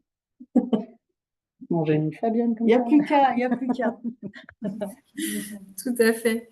J'ai encore 2 questions dans le chat plus techniques, entre guillemets. Quelle part du compost est récupérée, soit par les citoyens ou par les espaces verts? Est-ce que vous avez une idée au final de ce qui est utilisé directement par les habitants par rapport aux espaces verts? Donc, au niveau des composteurs en pied d'immeuble, souvent la matière est utilisée directement en pied d'immeuble puisqu'ils ont un espace vert suffisant pour l'utiliser, où ils ont des balcons, des plantes en commun. Donc, ils utilisent souvent le compost qu'ils font. Et vraiment, la problématique de qu'est-ce qu'on fait du compost, elle se trouvait en centre-ville. Donc, dans les composteurs de quartier, où la plupart des gens sont en immeuble, sans jardin, sans balcon, sans rien. Voilà. Ouais. Et du coup, là, c'est les espaces verts qui récupèrent. Oui, qui récupèrent. Donc, en fait, au départ, les habitants sont prioritaires pour récupérer le compost. Donc, ça, c'est aussi un des rôles des référents, avant le retournement, de dire qui veut en récupérer, de faire un petit appel voilà, à un don de compost. Il y en a qui en prennent, il y a des sites qui en prennent plus que d'autres. Il y a des gens qui ont des jardins partagés, des fois, qui vont. Voilà, mais c'est quand même assez minime. Et sinon, le plus gros est utilisé par les espaces verts. Sur les sites de centre-ville, je dirais que c'est 80%, Voire même un peu plus. voire même 90% des espaces verts qui utilisent. Et alors, toujours dans le cadre de l'animation de réseau et des partenariats avec les autres services de l'agglo, le service des espaces verts est invité aux rencontres de référents, et notamment l'année dernière, sur la 4e rencontre qu'on a fait spécifiquement sur cette thématique qualitative du compost, pour en quelque sorte les rassurer. Ils avaient commencé depuis quelques mois et on avait envie d'avoir leur retour, et en même temps de leur montrer qu'il y avait vraiment une attention portée sur la qualité du compost produit, pour qu'il soit de bonne qualité quand il est ensuite épandu sur l'espace public. Et donc, on avait fait un petit, j'ai pas trop le temps de développer là, mais peut-être on le développera dans le compte rendu. Mais voilà, on avait fait tout un travail avec les référents, et on a fait une espèce d'interrogation orale des référents en présence des espaces verts sous forme de petits jeux. Et ils ont eu tout juste, et la personne des espaces verts était assez bluffée, quoi. Voilà. Pour être rassuré, c'est aussi important dans le partenariat et la vie de réseau, que la confiance s'instaure entre les uns et les autres. Mais ils ont été très bien formés aussi, il faut le dire. Ah, voilà. Hervé, tu voulais réagir? Oui, juste un petit complément, c'est effectivement les sites de centre-ville où il y a peu d'espace autour, ils vont sur les espaces verts. Mais il y a aussi quelques sites de jardins partagés, y compris en centre-ville. Et là, le compost, il va assez facilement sur les jardins eux-mêmes, quoi. Donc, il y a bien 5-6 jardins partagés quand même dans le centre-ville, et ils vont directement sur ces espaces de partage de culture, quoi. Pas de problème pour l'utilisation du compost sur l'agglo de Pau, en tout cas, loin de là, quoi. Non. Ça l'était il y a peut-être 2 ans, et ça s'est solutionné peu à peu. Les freins ont été levés, quoi. Et ça, je pense que c'est vraiment important de le signaler, parce que ces freins se sont levés petit à petit.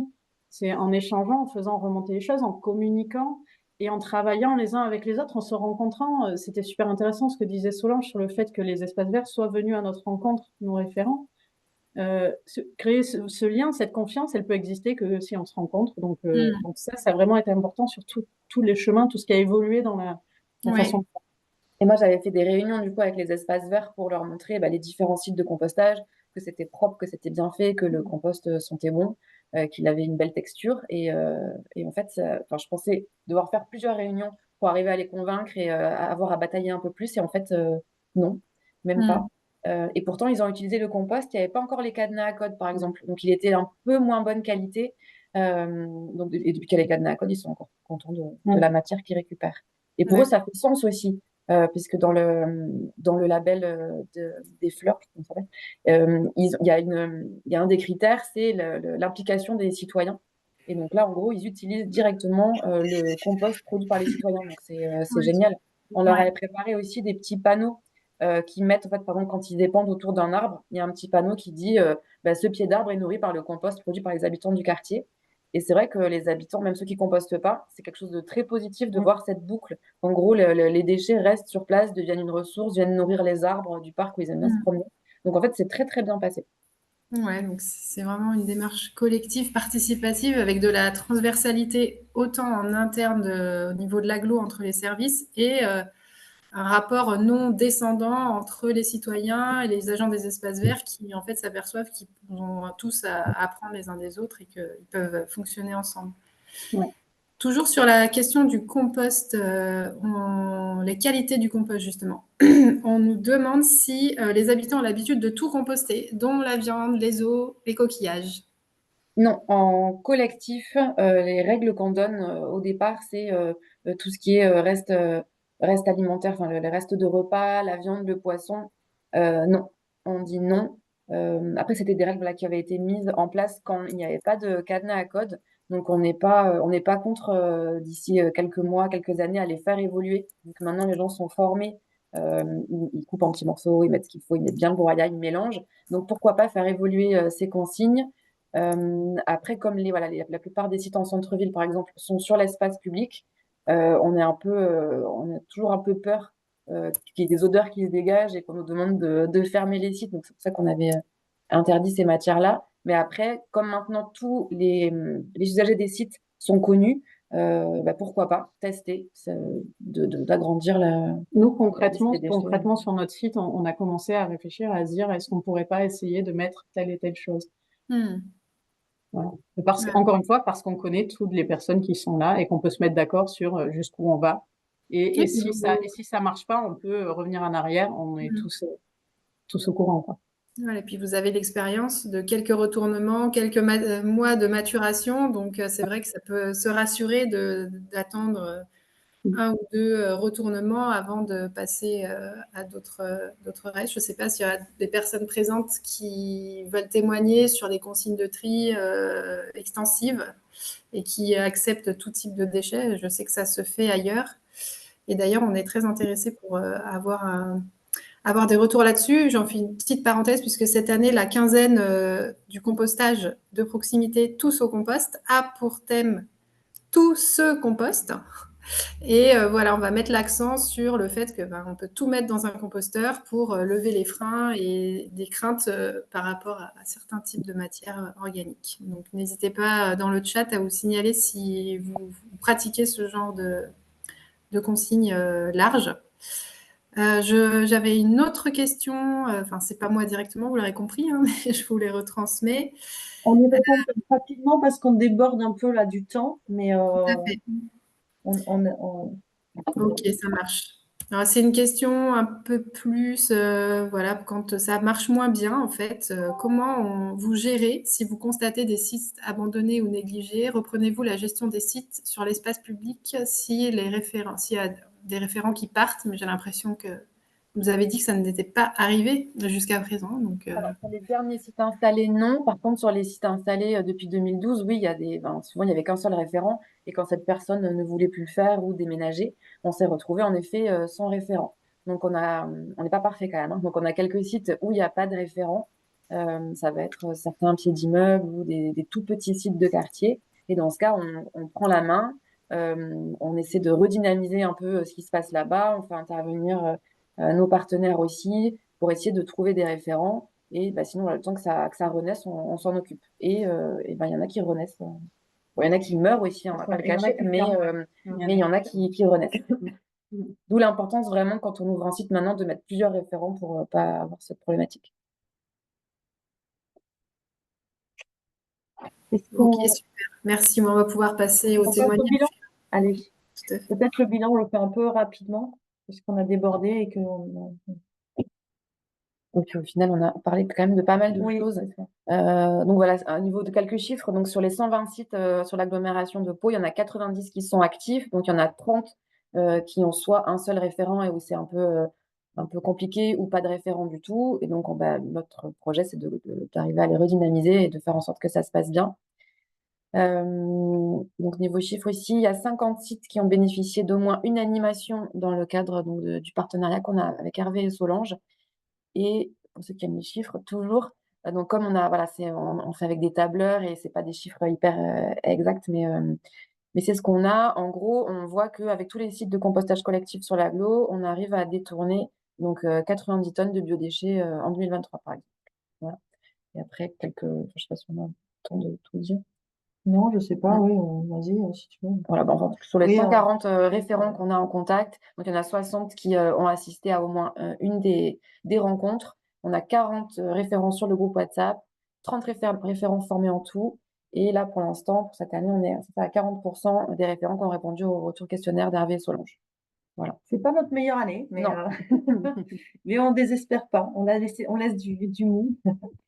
Et ensuite, c'est avec Hervé, on a essayé de reprendre un petit peu nos constats par rapport aux 5 piliers. Est-ce que Hervé, ça te va si cette slide, on la laisse dans le compte rendu et qu'on la commente pas? Et tu commentes la suivante, voilà, comme ça on déborde pas sur le témoignage ensuite de l'Île-de-France.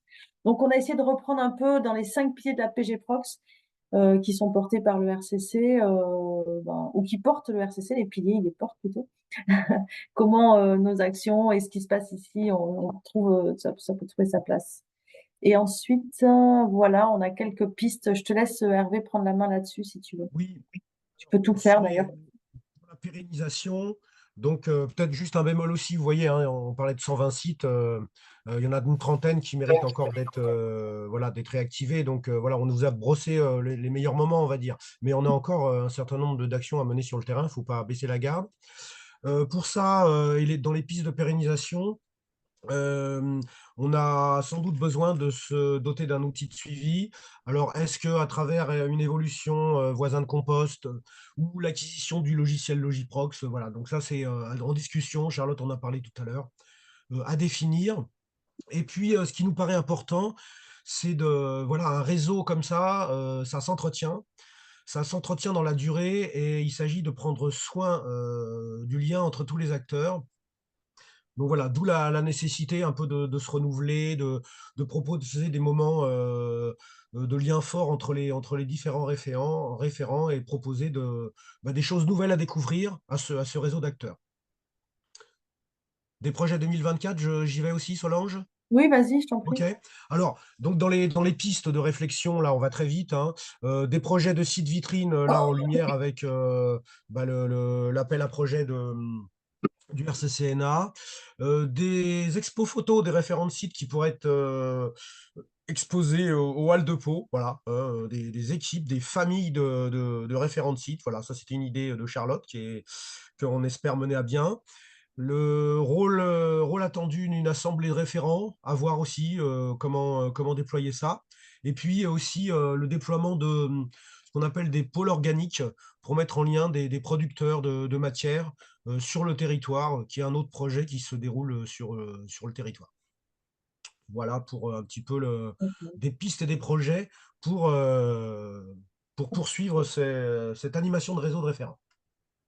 Et comme on a passé beaucoup de temps aux questions, je propose qu'on passe la main tout de suite à l'Île-de-France et puis on verra s'il y a des questions ensuite ou qui sont apparues dans le chat et auxquelles on pourra peut-être répondre via le compte-rendu qui va être fait si ça vous convient. Donc, je passerai bien la main à Marie-Laure et Alexia. Tout à fait, parfait.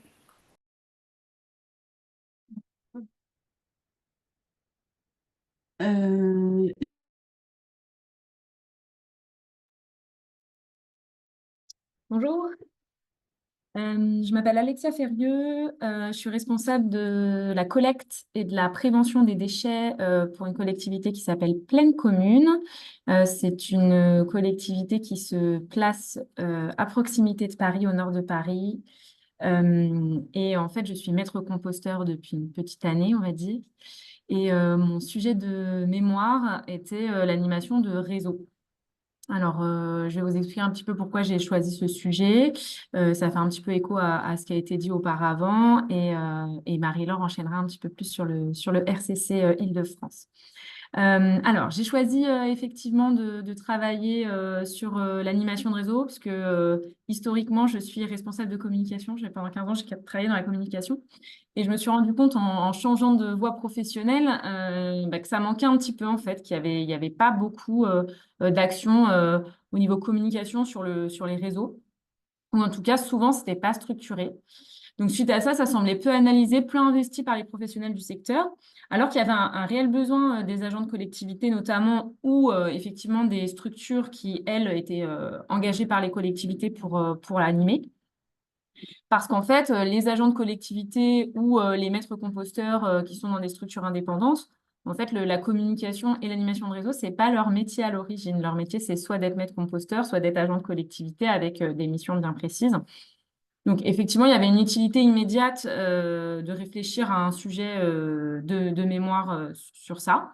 Et puis, il y avait un vrai lien entre mon ancien parcours et mon nouveau parcours, puisqu'effectivement, étant communicante, j'animais énormément de réseaux dans mon travail. Donc, j'avais l'habitude d'utiliser un certain nombre d'outils et il y avait une vraie expérience en fait, que je pouvais exploiter vers une animation de réseau ciblée sur le compostage de proximité. Si vous pouvez changer de slide, s'il vous plaît. Donc, en fait, comment il est construit mon mémoire? Donc, j'ai décidé de le présenter sous une forme de boîte à outils. Donc, c'est une boîte à outils qui est composée de plusieurs modules.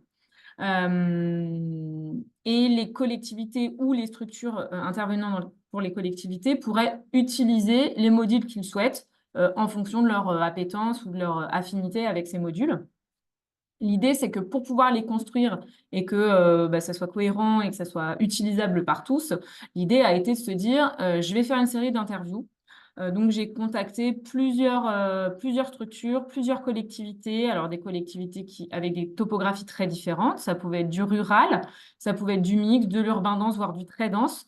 Donc, en fait, on avait vraiment des modes de fonctionnement très différents. Mais finalement, on se rendait compte que les besoins étaient similaires. Et donc, ces besoins similaires, ils allaient juste s'adapter en termes d'organisation, de comment on allait déployer effectivement sur le territoire. Donc, je prends un exemple. Il y a des collectivités rurales qui sont sur l'entièreté d'un département. Dans du rural, effectivement, on va peut-être réunir les référents plutôt par zone pour éviter qu'ils fassent beaucoup de kilomètres et que du coup, ça soit un frein à leur participation à ce réseau. Alors que dans une collectivité très dense, par exemple, dans laquelle je travaille, on est sur de l'ultra-urbain.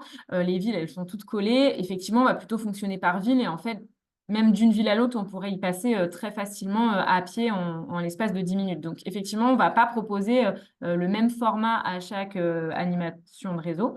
Mais le fonctionnement global, lui, il est similaire. Donc, il y a 9 modules, il y a plusieurs thèmes. Il y a l'organisation d'événements, ça va permettre de lancer la dynamique finalement. Donc, comment faire venir les référents à ce type d'événement? Où est-ce qu'on doit organiser ce type d'événement? Comment on organise une réunion? Comment on l'anime? Alors vraiment, après, on passe à des outils d'animation. Donc là, l'idée, c'est quoi? C'est de créer du lien entre ces différents référents.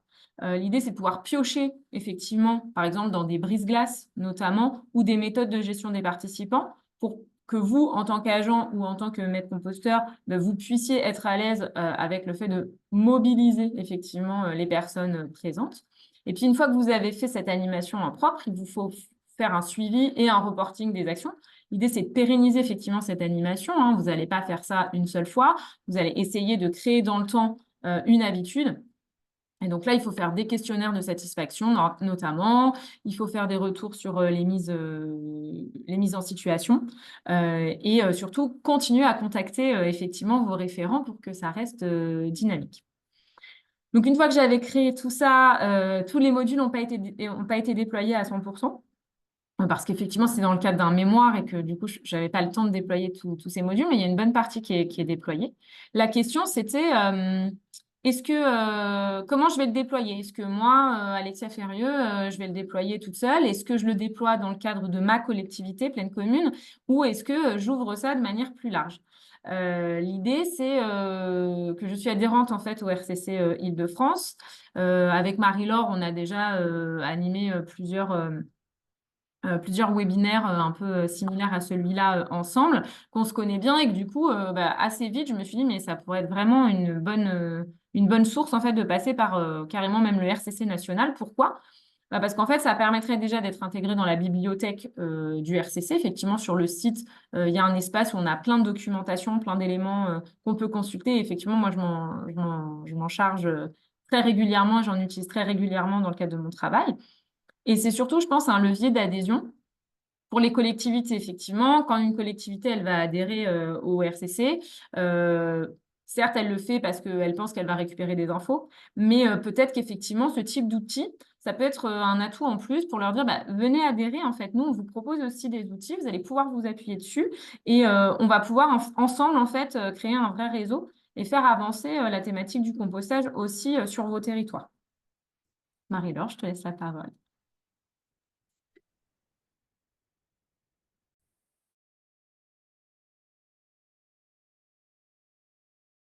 Merci Alexia pour cette introduction. Vous pouvez passer à la slide. Je suis On est plusieurs à avoir eu Marie-Laure Morel, je suis l'une des 2 salariées du réseau Compost Citoyen en Île-de-France. Les actions que le réseau mène au niveau de l'Île-de-France. Notre réseau a 3 actions principales en fait. On a ce qu'on appelle l'état des lieux. On collabore avec l'Observatoire régional des déchets d'Île-de-France, qui est l'ORDIF, pour avoir un mapping en fait des actions des collectivités au niveau de la PG Prox. L'idée, c'est d'identifier les collectivités qui sont bien avancées, celles qui le sont moins, celles qui ne le sont pas du tout, pour pouvoir derrière en fait mettre en place les actions qu'il faut pour favoriser en fait le déploiement de la PG Prox sur notre territoire. On a donc le deuxième point qui est de favoriser le développement de la PG Prox.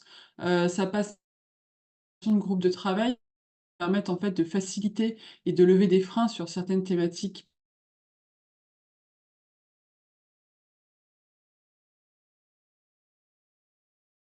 qui peuvent poser problème, comme le réseau de référents, la matisation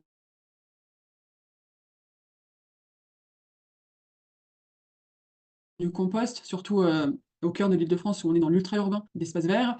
Donc voilà, on va travailler là-dessus. On va travailler aussi sur la qualité des opérations. Donc notamment, ça va passer par la démarche qualité du réseau compost citoyen qui est en cours d'élaboration et de finalisation, l'inauguration cette année des premiers sites vitrines en Île-de-France, et aussi bah,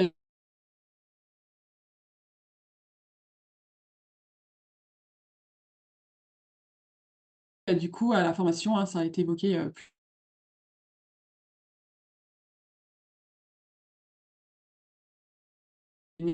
sur le territoire, et aussi, bah, éviter voilà, toutes les externalités négatives qu'il peut y avoir si les agents ne sont pas formés, etc.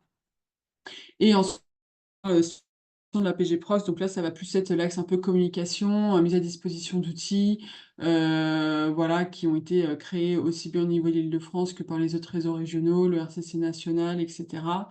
On va organiser des événements, etc. Voilà rapidement pour la présentation du réseau francilien. Pour ce qui est en fait du sujet qui nous réunit aujourd'hui,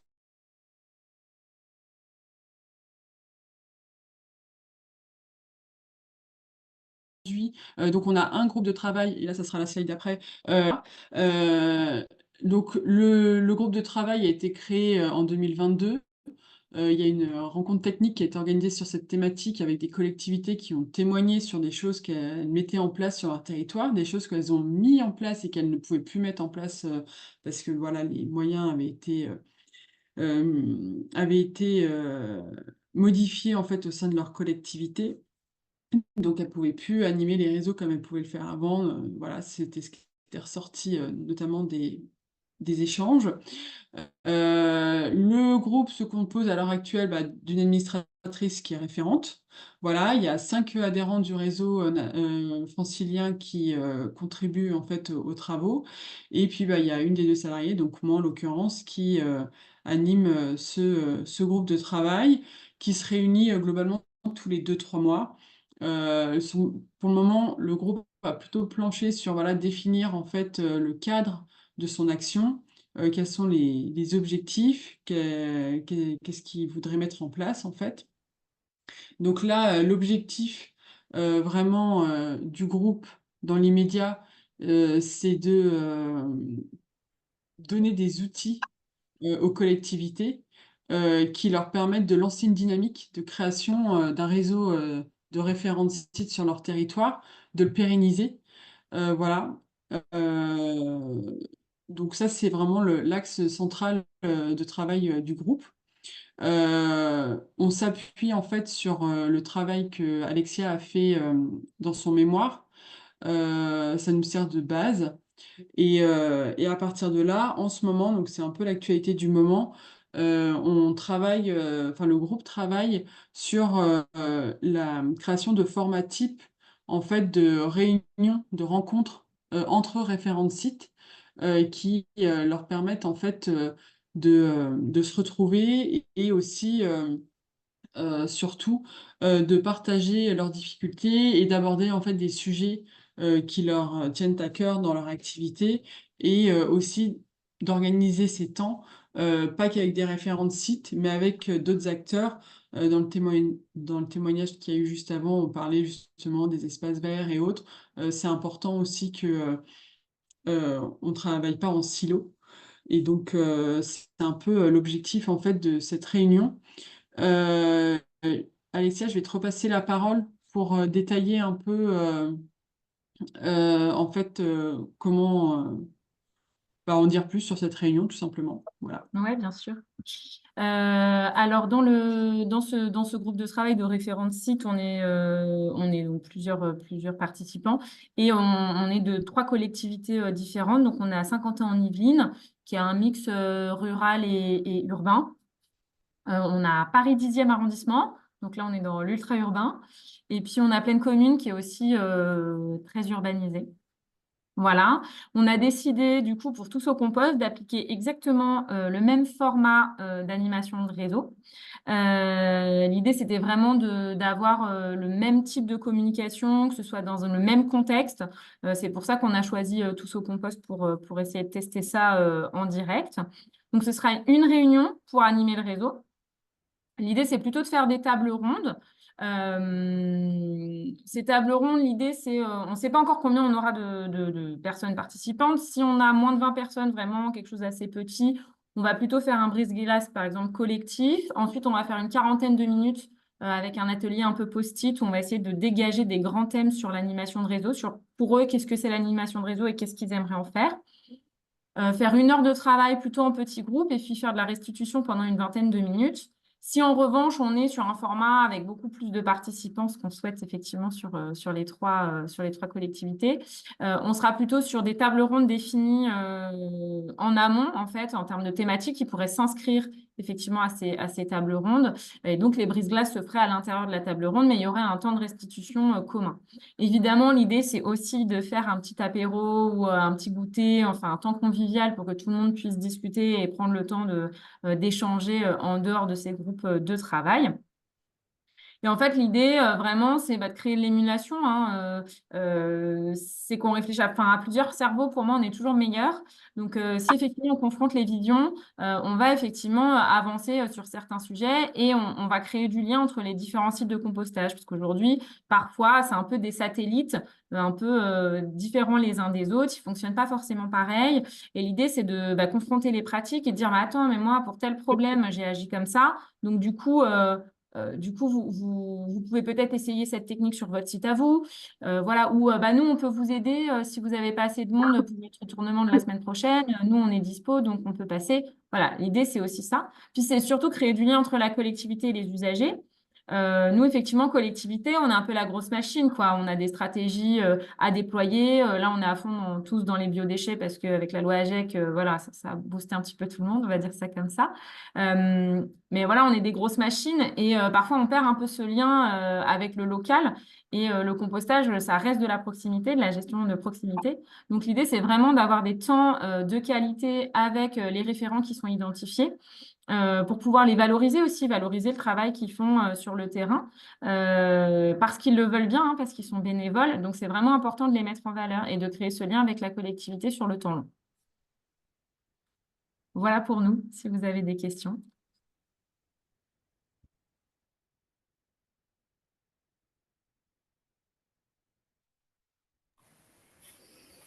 Est-ce qu'il y a des personnes qui veulent réagir? Vous pouvez prendre la parole directement. Peut-être vous demander si vous allez partager la suite de vos expérimentations par la suite. Est-ce qu'on y aura accès à parce que l'idée, c'est d'aboutir à des formats types. Est-ce qu'ils seront partageables quand vous aurez pu faire le test en grandeur nature? L'idée, c'est d'avoir des outils. Donc, oui, ça sera formalisé et ça sera mis à disposition. De la même manière que ce dont je parlais tout à l'heure d'un livret qui était en création suite à un des webinaires que vous avez mené en Nouvelle-Aquitaine, les groupes de travail en Île-de-France produisent aussi de la doc qui pourra être mis dans la médiathèque sur nos sites internet et mis à disposition. Voilà, l'idée, en fait, c'est de mettre en commun, en fait, les pratiques des uns et des autres, d'en sortir quelque chose un peu de générique qui fonctionne un peu partout pour éviter aux uns et aux autres qui se sont pas encore penchés sur le sujet d'avoir systématiquement à partir de zéro, alors qu'en fait, il y a des choses qui existent partout et qui, euh, et qui fonctionnent. Donc là, on va un peu formaliser tout ça, quoi. Et en Île-de-France, on a particularité, je pense, enfin, surtout au cœur de l'Île-de-France, c'est qu'on est vraiment dans de l'ultra-urbain.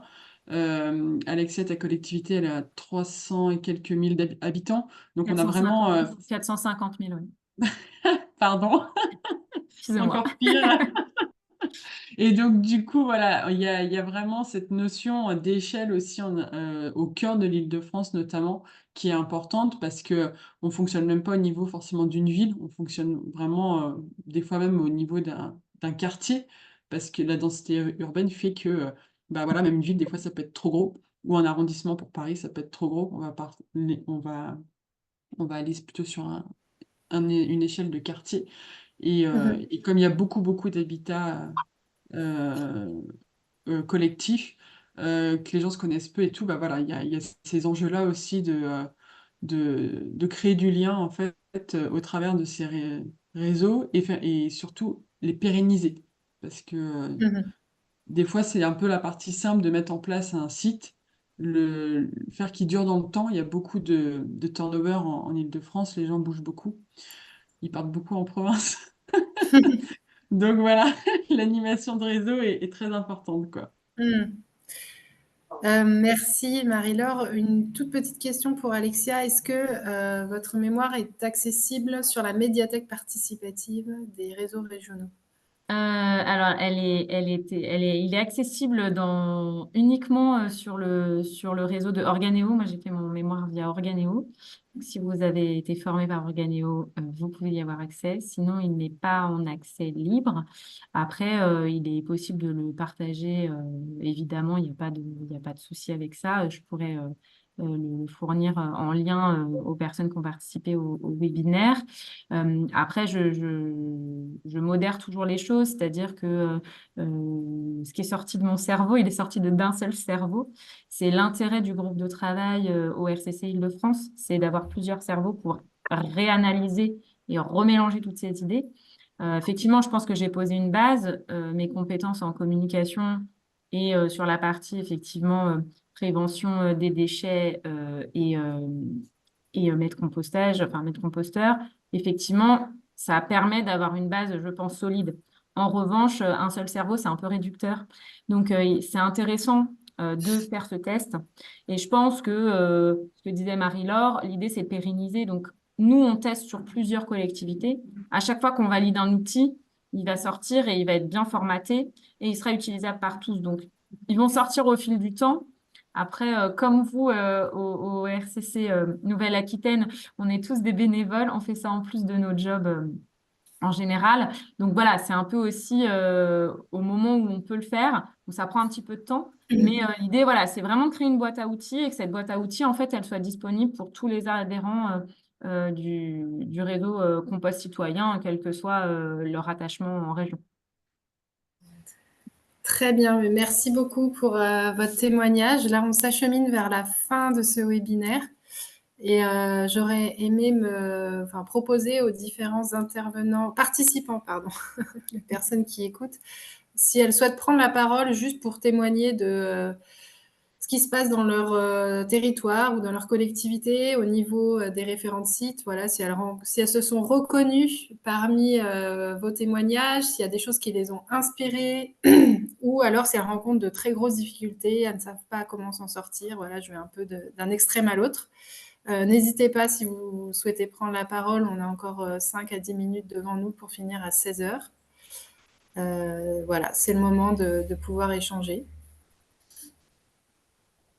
J'avais juste une question donc pour Pau, de nouveau. Euh, elle m'a échappé. Je suis désolée. Je la retrouve si quelqu'un d'autre veut me retrouver. Non, si c'est bon, j'ai retrouvé. Vu que c'est excusez-moi, des composteurs, donc avec des cadenas, des sites de compostage avec des cadenas qui ne sont pas fermés par des grilles et tout. Enfin, c'est quand même relativement ouvert sur la voie publique. Donc, chacun peut faire ses apports un petit peu quand il le souhaite, que ce soit très bien le mardi ou le samedi ou n'importe. Comment vous organisez du coup pour tout ce qui est pesé, pour savoir combien vous avez pu détourner de biodéchets du coup? On ne fait pas de pesée en fait, nous. On calcule par rapport au nombre de foyers et on fait une moyenne par rapport à la moyenne des biodéchets produits par un foyer en France. On sait pas. D'accord. Ouais, par les fréquences de Voilà. retournement. Et après, avec le nombre de retournements qu'il y a eu, on peut voir combien de biodéchets ont pu être valorisés. Ça reste un peu approximatif, mais Et Mais vous quand avez c'est l'intention de développer ces pesées potentiellement ou pas? non. Non, puisqu'il y a un côté vraiment contraignant, et ça marche quand il y a des composteurs qui fonctionnent sur permanence pour pouvoir peser, mais l'idée, non, c'est d'éviter que ce soit contraignant pour les usagers et surtout pour les référents. Donc non, c'est pas quelque chose qu'on prévoit de mettre en place. Très bien, merci. L'idée aussi, c'est de faire monter un peu tous les référents les monter en compétences pour qu'ils remplissent un registre de suivi. Et le nombre de retournements de bacs pleins par an peut nous donner une approche Oui. sans passer par le système pesé qui sera quasiment impossible. Voilà, enfin, en tout cas, pas dans l'état actuel. Très bien, merci beaucoup. Tout à fait. Voilà, je réitère ma proposition si certains ou certaines veulent prendre la parole pour échanger sur ce que vous vivez, vous, dans vos territoires par rapport à Vous la avez envie, prenez la parole. Mais si, tu l'es toujours. Hein. Alors, attendez, là. Il y en a plein Cause qui veulent. Compost, vous voulez vous exprimer? Ah pardon, on a déjà ouvert le micro. Oui, bonjour. Oui. Oui, d'abord pour vous remercier parce que c'est inspirant. Nous, sur Mio, le réseau, ça fait une petite année qui commence, qui débute. Donc là, on le lance vraiment actuellement avec des initiatives. Enfin, par exemple, le cadenas, pour nous, ça peut être intéressant. Enfin, c'est une suggestion qu'on se dit, ça pourrait évoluer dans ce sens-là. Pour maîtriser les apports et pour différentes raisons.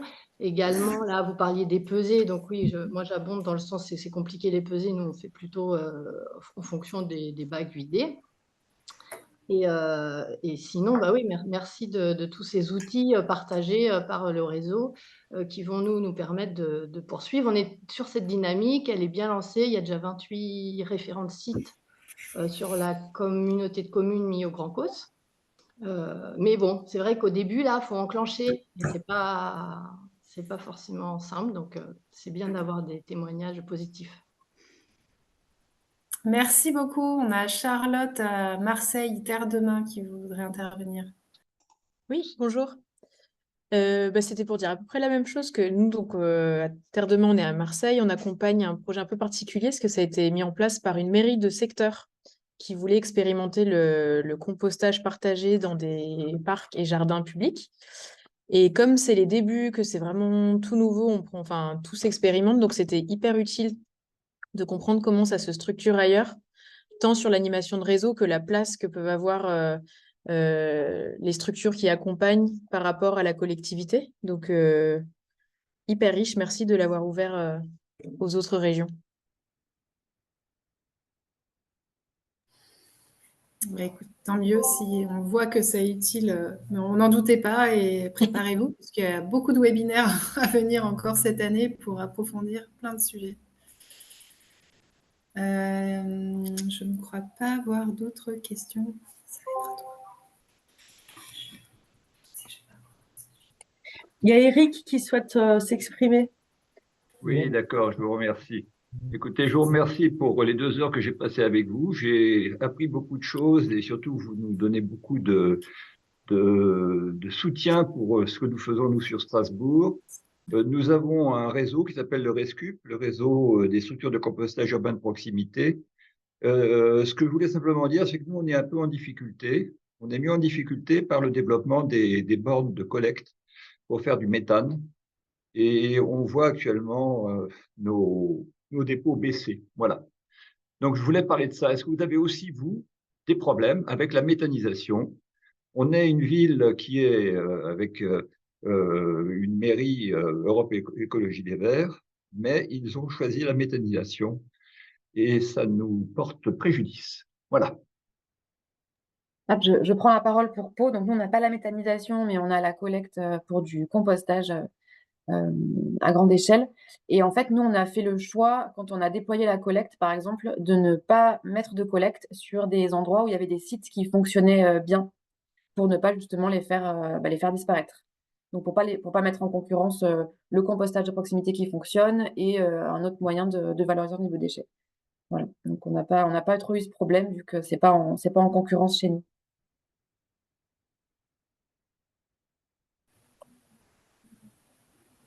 Est-ce qu'il y a d'autres personnes qui ont rencontré ce cas de figure, qui voudraient témoigner? Non, pas d'autres questions, réactions sur ce que vous a inspiré ce webinaire comme action peut-être à mettre en place cette année peut-être? Et je me permets, le temps qu'on repère les mains qui se lèvent, de vous informer qu'à l'issue du webinaire, on va vous envoyer un formulaire, donc un petit questionnaire. Il y a 8 ou 9 questions, donc c'est assez rapide, ça prend moins de 3 minutes, qui va nous permettre de recueillir un peu plus vos besoins, surtout pour ceux qui n'auront pas eu la place de s'exprimer. Et on vous invite à vraiment faire des retours là-dessus, de manière à ce qu'on puisse, je dis nous, c'est tous les participants, c'est-à-dire à la fois le groupe de travail sur Île-de-France, nous ici aussi à Pau, au niveau du conseil d'administration du RCCNA aussi, ça sera assez inspirant par rapport à vos besoins ou à des situations pratiques qui n'ont pas été abordées. Donc voilà, je vous invite à donner suite à ce questionnaire que vous recevrez à l'issue du webinaire. Je ne sais pas si certaines personnes souhaitent prendre la parole. Bon, a priori, non. Donc, je veux bien faire un dernier point sur les dates à venir, l'agenda du réseau Compost Citoyen et national dans les prochaines semaines. Je vous en parlais en tout début de réunion. Donc, le 8 mars, on propose un atelier en visio qu'on a nommé accélérateur de solutions pour celles et ceux qui connaissent. Ce sont des ateliers qu'on appelle également co-développement, où pendant 2 heures, une dizaine de personnes se réunissent pour répondre à une problématique posée par l'un des participants. Donc, la problématique n'est pas connue à l'avance, mais par contre, elle est décidée à la majorité des personnes présentes. Et bien souvent, cette problématique correspond à des cas de figure que la plupart des gens rencontrent dans leur quotidien. Donc, la dernière fois, par exemple, on a abordé la question des syndics de copropriété, comment faire pour les convaincre d'installer des composteurs dans leur résidence. Là, le thème, il est ouvert, mais typiquement, ça pourrait être comment on se positionne face à l'arrivée de bornes d'apport volontaire destinées à la méthanisation, comment réagir, faire, quand tout un mix qui est mis en place sur un territoire, comment ça peut fonctionner. Toutes les questions sont les bienvenues à partir du moment où elles vont répondre à des situations réelles.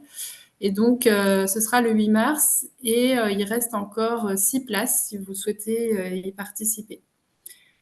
Chaque mois, on a une visio d'1h15 pour présenter le réseau, toutes ses actions, c'est plus en détail, les outils, les services et rencontrer d'autres membres du RCCNA. Donc, ce sera le 14 mars à 10h.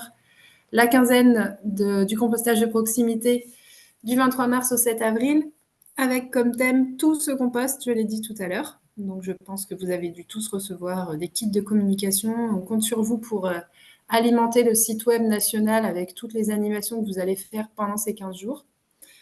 Et enfin, on a notre rencontre régionale et assemblée générale du réseau RCCNA, donc en Nouvelle-Aquitaine. Ce sera le 30 mai. Le lieu n'est pas encore déterminé, mais vous pouvez d'ores et déjà l'indiquer, la noter dans vos agendas parce que on est un réseau associatif, on a besoin de la participation des adhérents et surtout on s'efforce à ce que cette journée soit vraiment utile pour vous. Donc on a souvent un conférencier, un intervenant extérieur et beaucoup d'ateliers pour des retours d'expérience, partager ce que vous faites sur le terrain, de manière à ce que cette journée soit vraiment productive aussi pour vous. Voilà, je pense que j'ai fait le tour des grandes dates à venir. Il y en aura d'autres. Restez connectés à la newsletter notamment et vous recevrez souvent de nos nouvelles. Je ne sais pas qui a mis cette photo. Je crois que je reconnais Jean-Claude, c'est ça? Jean-Pierre. Désolée. Il a un nom. Quel est son nom plus pas scientifique, mais c'est le pic du Midi d'Ossau, donc en vallée d'Ossau. Voilà. Je te remercie. Voilà. De la Nouvelle-Aquitaine. C'est ça. Pas loin de Pau, on le voit très bien depuis le boulevard des Pyrénées à Pau, sachez-le. C'est ça.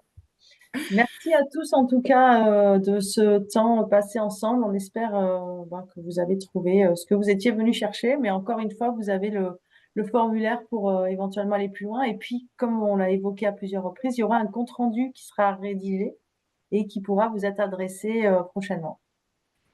Je ne sais pas si mes collègues souhaitent vous dire au revoir. Merci de nous avoir écoutés. C'est ça, merci. Au revoir, merci. Merci à vous pour tout le temps investi et à bientôt pour la suite des échanges en présentiel ou en visio. Bonne fin de journée. Merci, au revoir. Merci, au revoir.